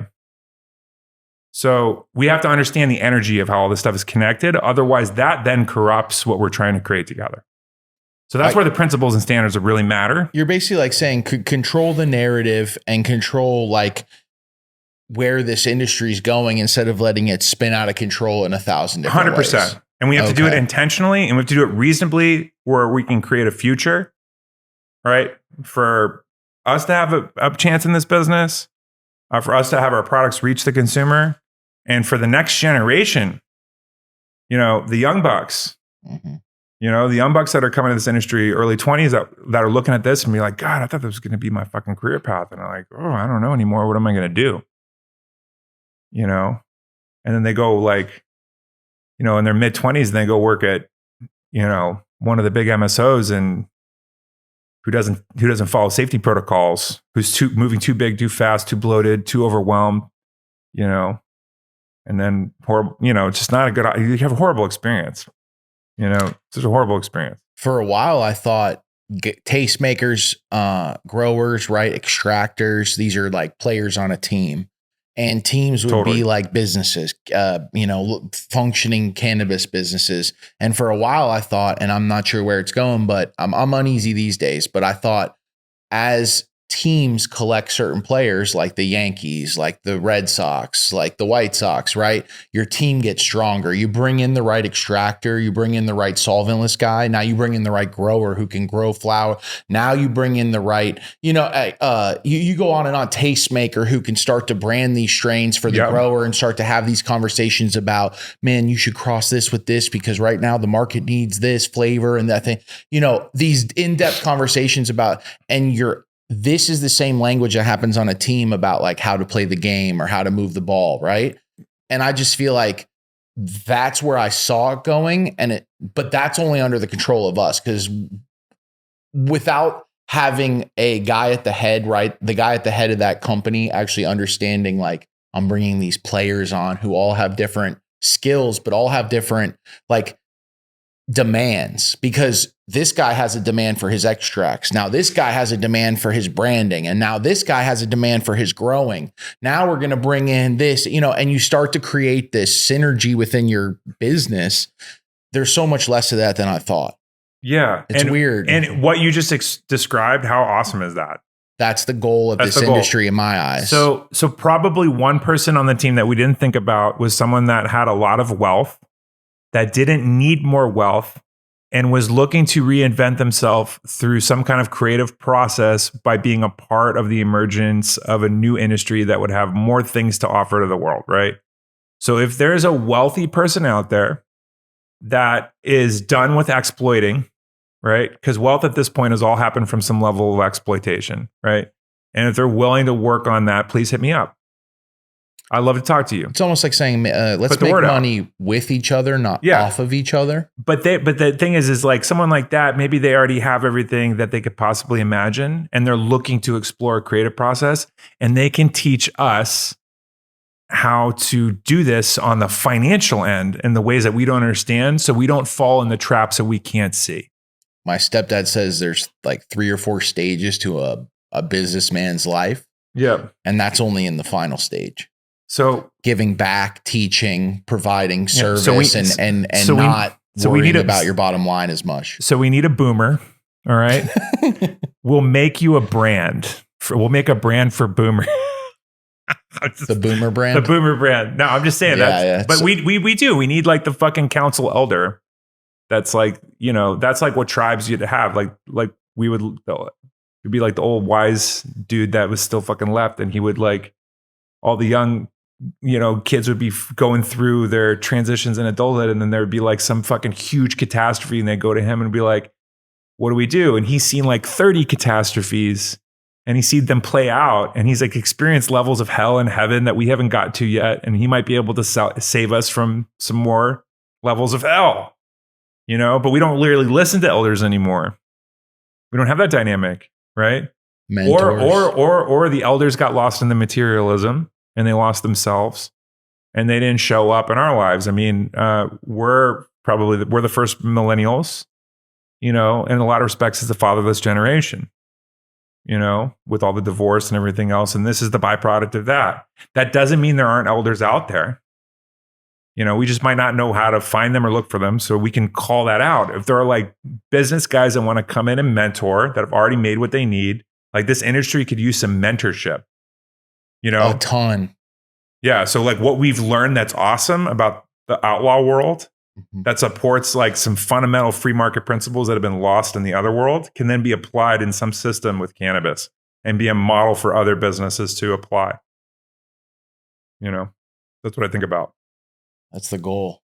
I mean, that would definitely be the goal, to have some type of accountability and you know, all that, man. Everything you're talking, you know, a lot of that is like positive, and that's definitely where I think a lot of us hope the industry starts to go. It's just having the conversation's the first step. Yep. Second step's employing the ground rules, the workings of like, how do we actually start this? Whether it's a board, whether it's, how. I think it's through a support group.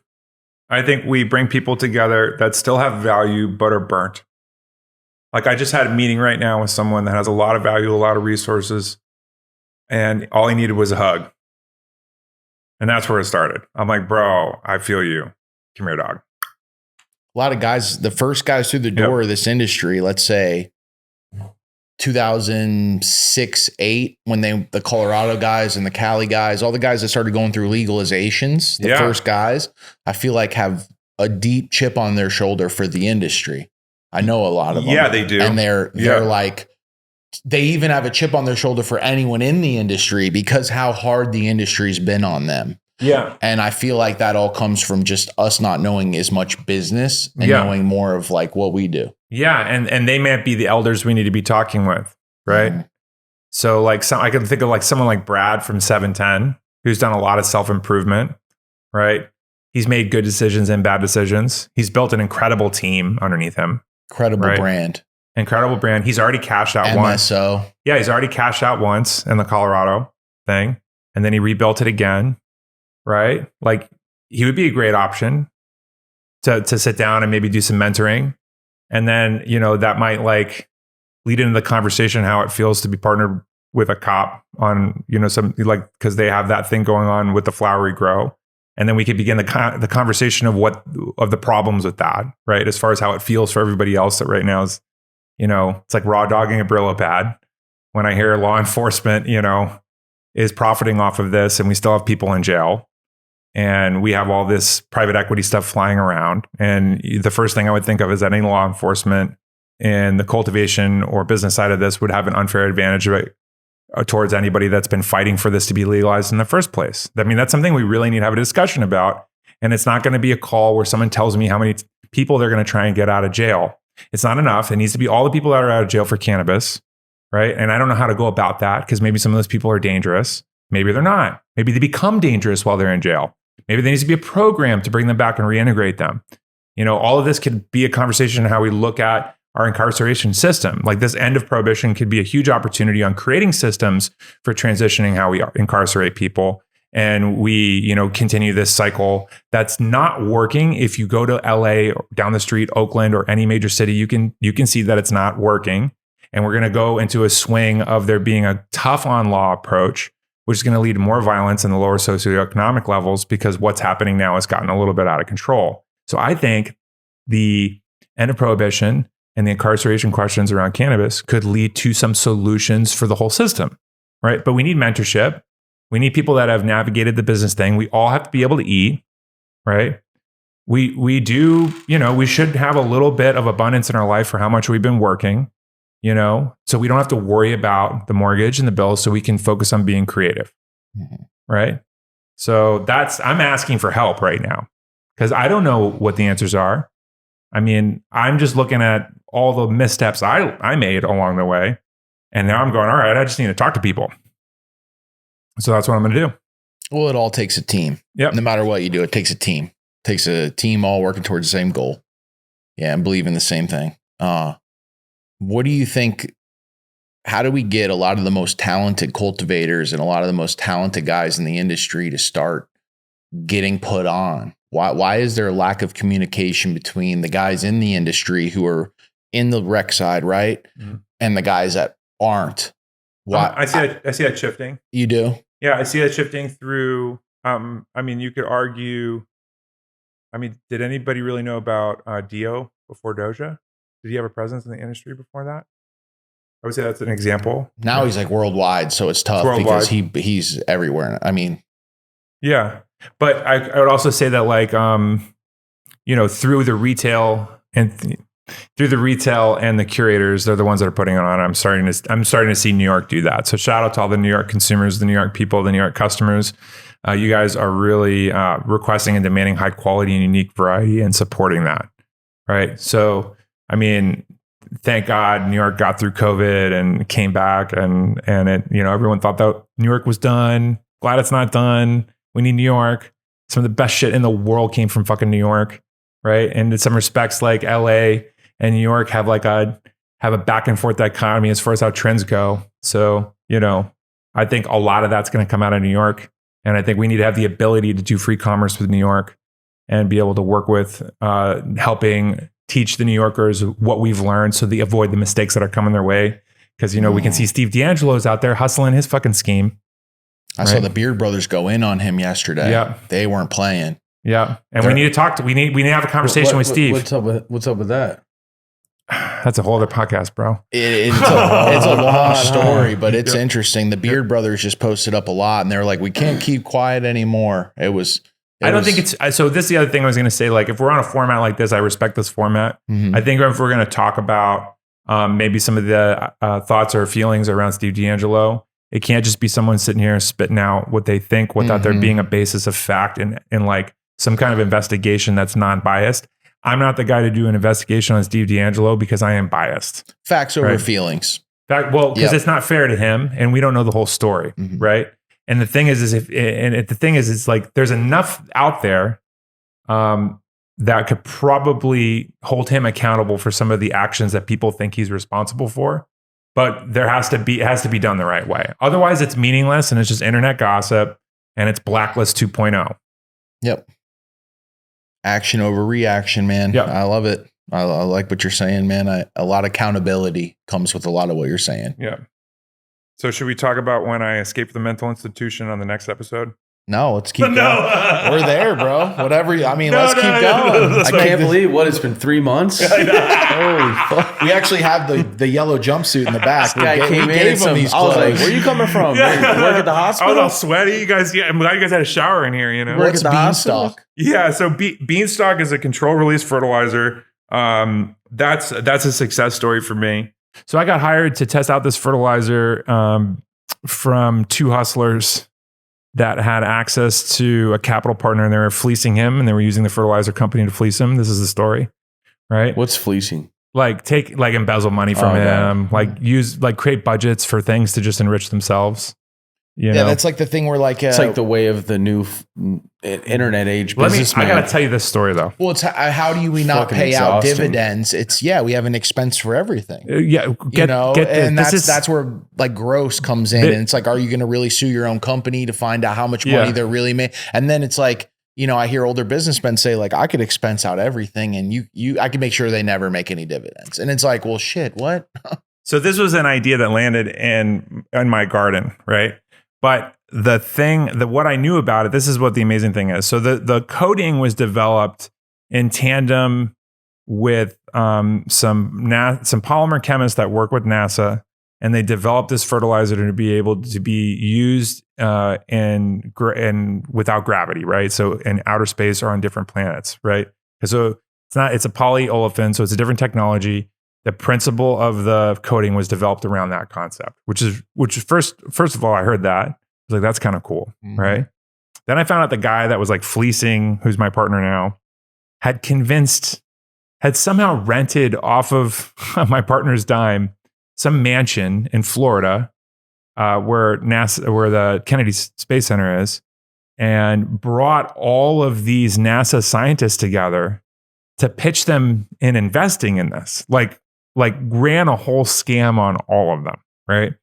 So when it landed in my lap, I was just trying to figure out what was going on, and they basically had brought me in to try and keep the scam going, to show that there was some kind of progress. That's the real story from my perspective. All right. So I'm like, well, they're going to pay me, a month of my like consulting to do this, and I'll get to keep the product at the end, whatever. The worst that could be, it's like I tried something and it's terrible. So during the veg process, like I saw like a 33% increase in the veg vigor compared to the water soluble fertilizer that I used, which was Jax. So basically what they hired me to do was do a controlled experiment, which I was doing. And then when I saw the veg results, I immediately said, at the very least, this is the game changer for nursery production, right? So there's something to this. I hadn't even flowered it yet. So they had still owed me money, and things were shaky for them. So they accidentally leaked. They accidentally revealed the information of the investor, who's my partner now, right? And I wasn't getting paid. There was something wrong with it. I had to do a wire transfer, and he wasn't, so I ended up getting on the phone with him, talking to him, and I got a better understanding of what was going on. And I said, I appreciate you hiring me. I don't know if I can continue to do this anymore with you. I think these guys are taking advantage of you, right? But I do see a lot of potential in this product. I don't think I want to work with them, but if you have any interest in continuing to do this, like, let me know. I'd love to work on the potential of this. There's some adjustments I want to make, right? So then he started contacting me and talking to me more, and I got more of an understanding of the situation. And when I realized that these were two dirtbags that were stealing from a guy that just, was an investor, one of these guys trying to get into the cannabis industry, right? But he was being totally taken advantage of. I went on the attack and cleared those guys out of the house, per se, like quickly. Like I was like, okay, scumbag, see you later, right? And then I proceeded, and this was 2017, roughly 2018, 2017. And then this is a project that I then developed, got to meet the chemists, got to start, but it was all damaged because everyone had been hustled. So I had to repair the relationship of anybody that touched this product. I had to rebrand it. That's where the name Beanstalk came from. And I had to repair an idea and a product that had completely lost all reputation with anybody that was involved, all the way from the manufacturing partners to everything else. So just trying to get reformulations and improvements took me like a year, right? And I'm still testing it, this and that. So this is something I thought there was potential on, and I liked the financier who's now my partner, who's a homie of mine for life, right? Shout out Eric. He's another Florida boy, So I stuck with this, right? And then started putting it up online and giving away some of the product that they had made to get more people trialing it, which was so hard because everyone looked at it and they said, it's Miracle Grow, right? I'm like, no, it's not. And then I have to start explaining polymer science. And that's like over everyone's head. And even Mango, Mango still calls it timed release or control release. Alex, you kill me, Mango. I love you. It's not timed or slow release. It's control release, not timed. So whatever. But it's Mango. He's awesome. I know. Mango's a homie. I've known Mango for a long time. I know Alex for a long time. But and that he's part of the story. So it took a long time for me to convince people to even come look at the plants I was growing with it when I told them what it was. Like, no one wanted anything to do with it. Immediately, no bueno, no good. Like, this is a lawn care product. Go fuck yourself, pretty much is the feedback I got. But I started having people try the flower I was growing with it. And people were like, hey, this isn't that bad. And I started improving it. I started combining with certain biostimulants. You know me, I'm exploring, right? And then I had a really banging run with it. And shout out to Justin from DSG/Apical Biotech.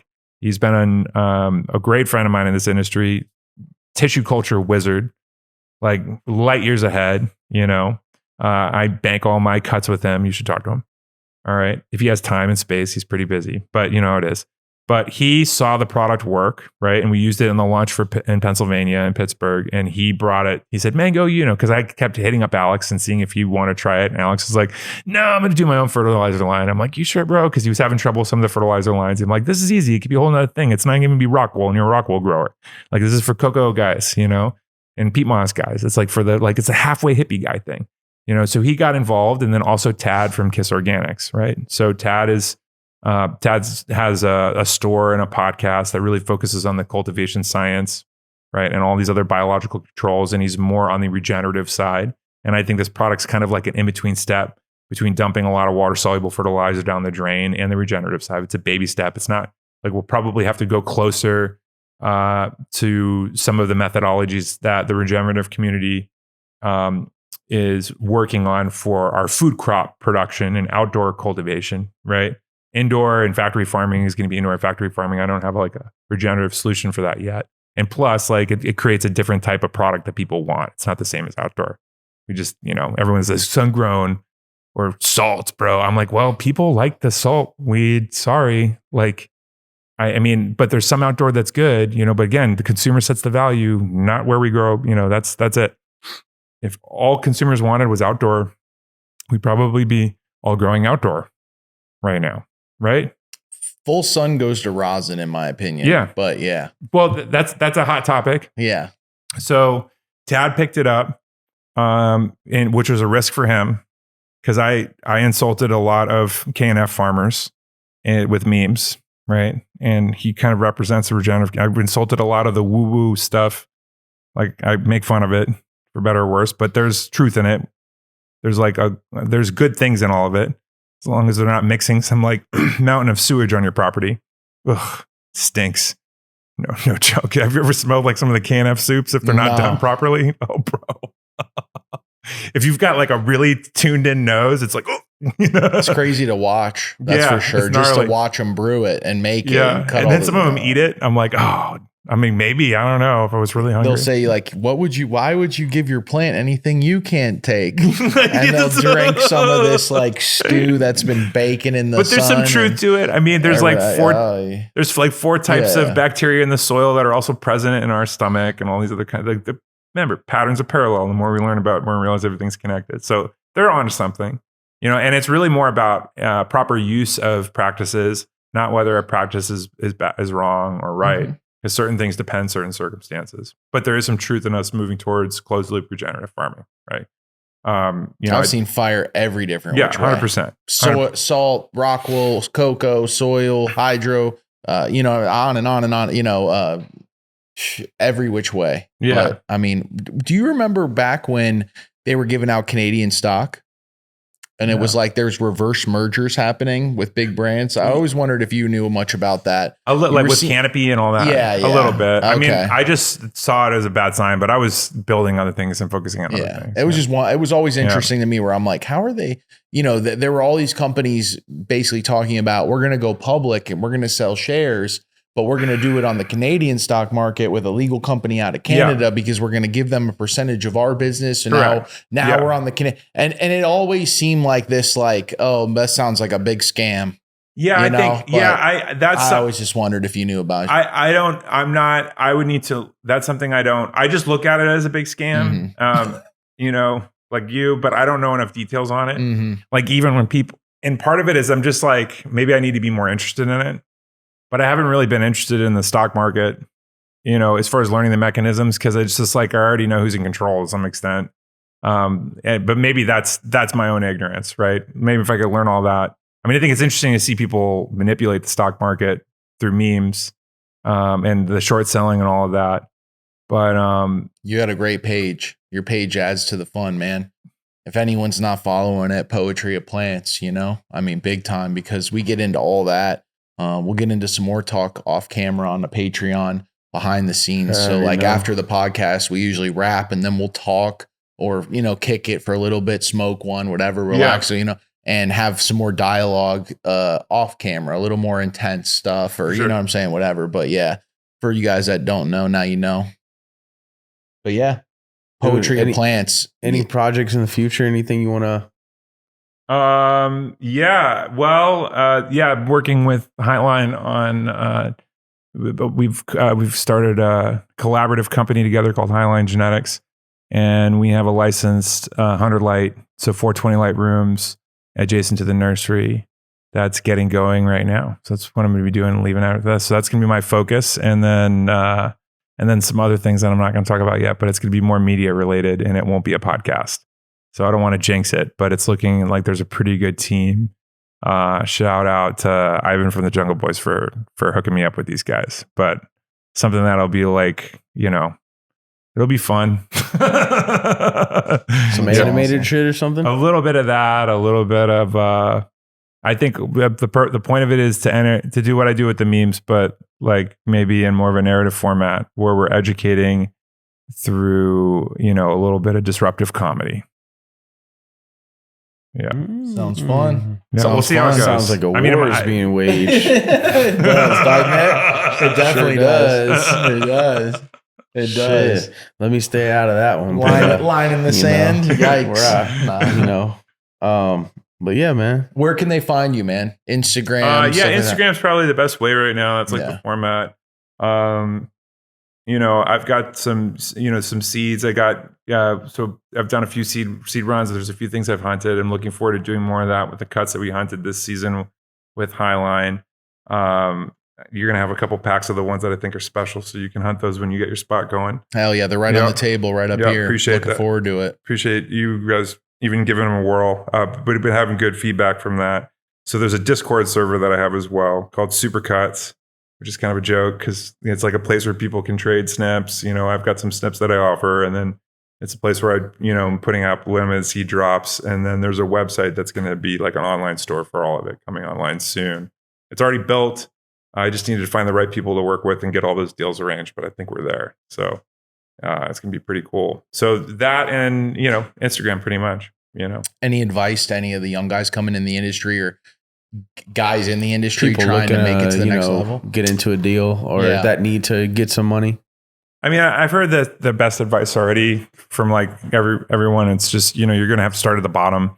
The best thing to do is to just reduce your expectations, plan on having to diversify your income in a number of ways, to be able to take a job in this. And I mean, then this job is low page. This industry is going to be low page labor for a minute. Really, there's no way around it. Don't do anything that's going to hurt your physical safety because you're going to need that forever. And sometimes the jobs can be, as we're learning more and more, even at the higher levels, it seems like some of the safety protocols to keep workers safe is not altogether there. But starting in the trim room is a good place, and then make your way to propagation.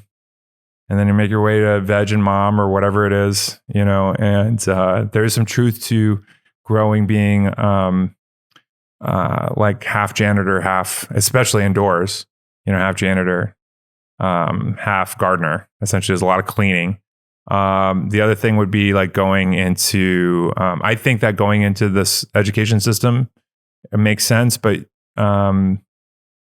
just understand what that's going to offer you.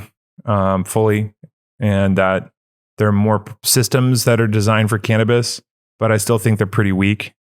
And that you're going to learn more through experience. So if you have the ability to just grow a few plants and play around with controlled environments, understand how that affects that's a good way to start. Because for the most part, you're probably going to be operating in controlled environments, whether that's greenhouse or indoor. So understanding those fundamentals.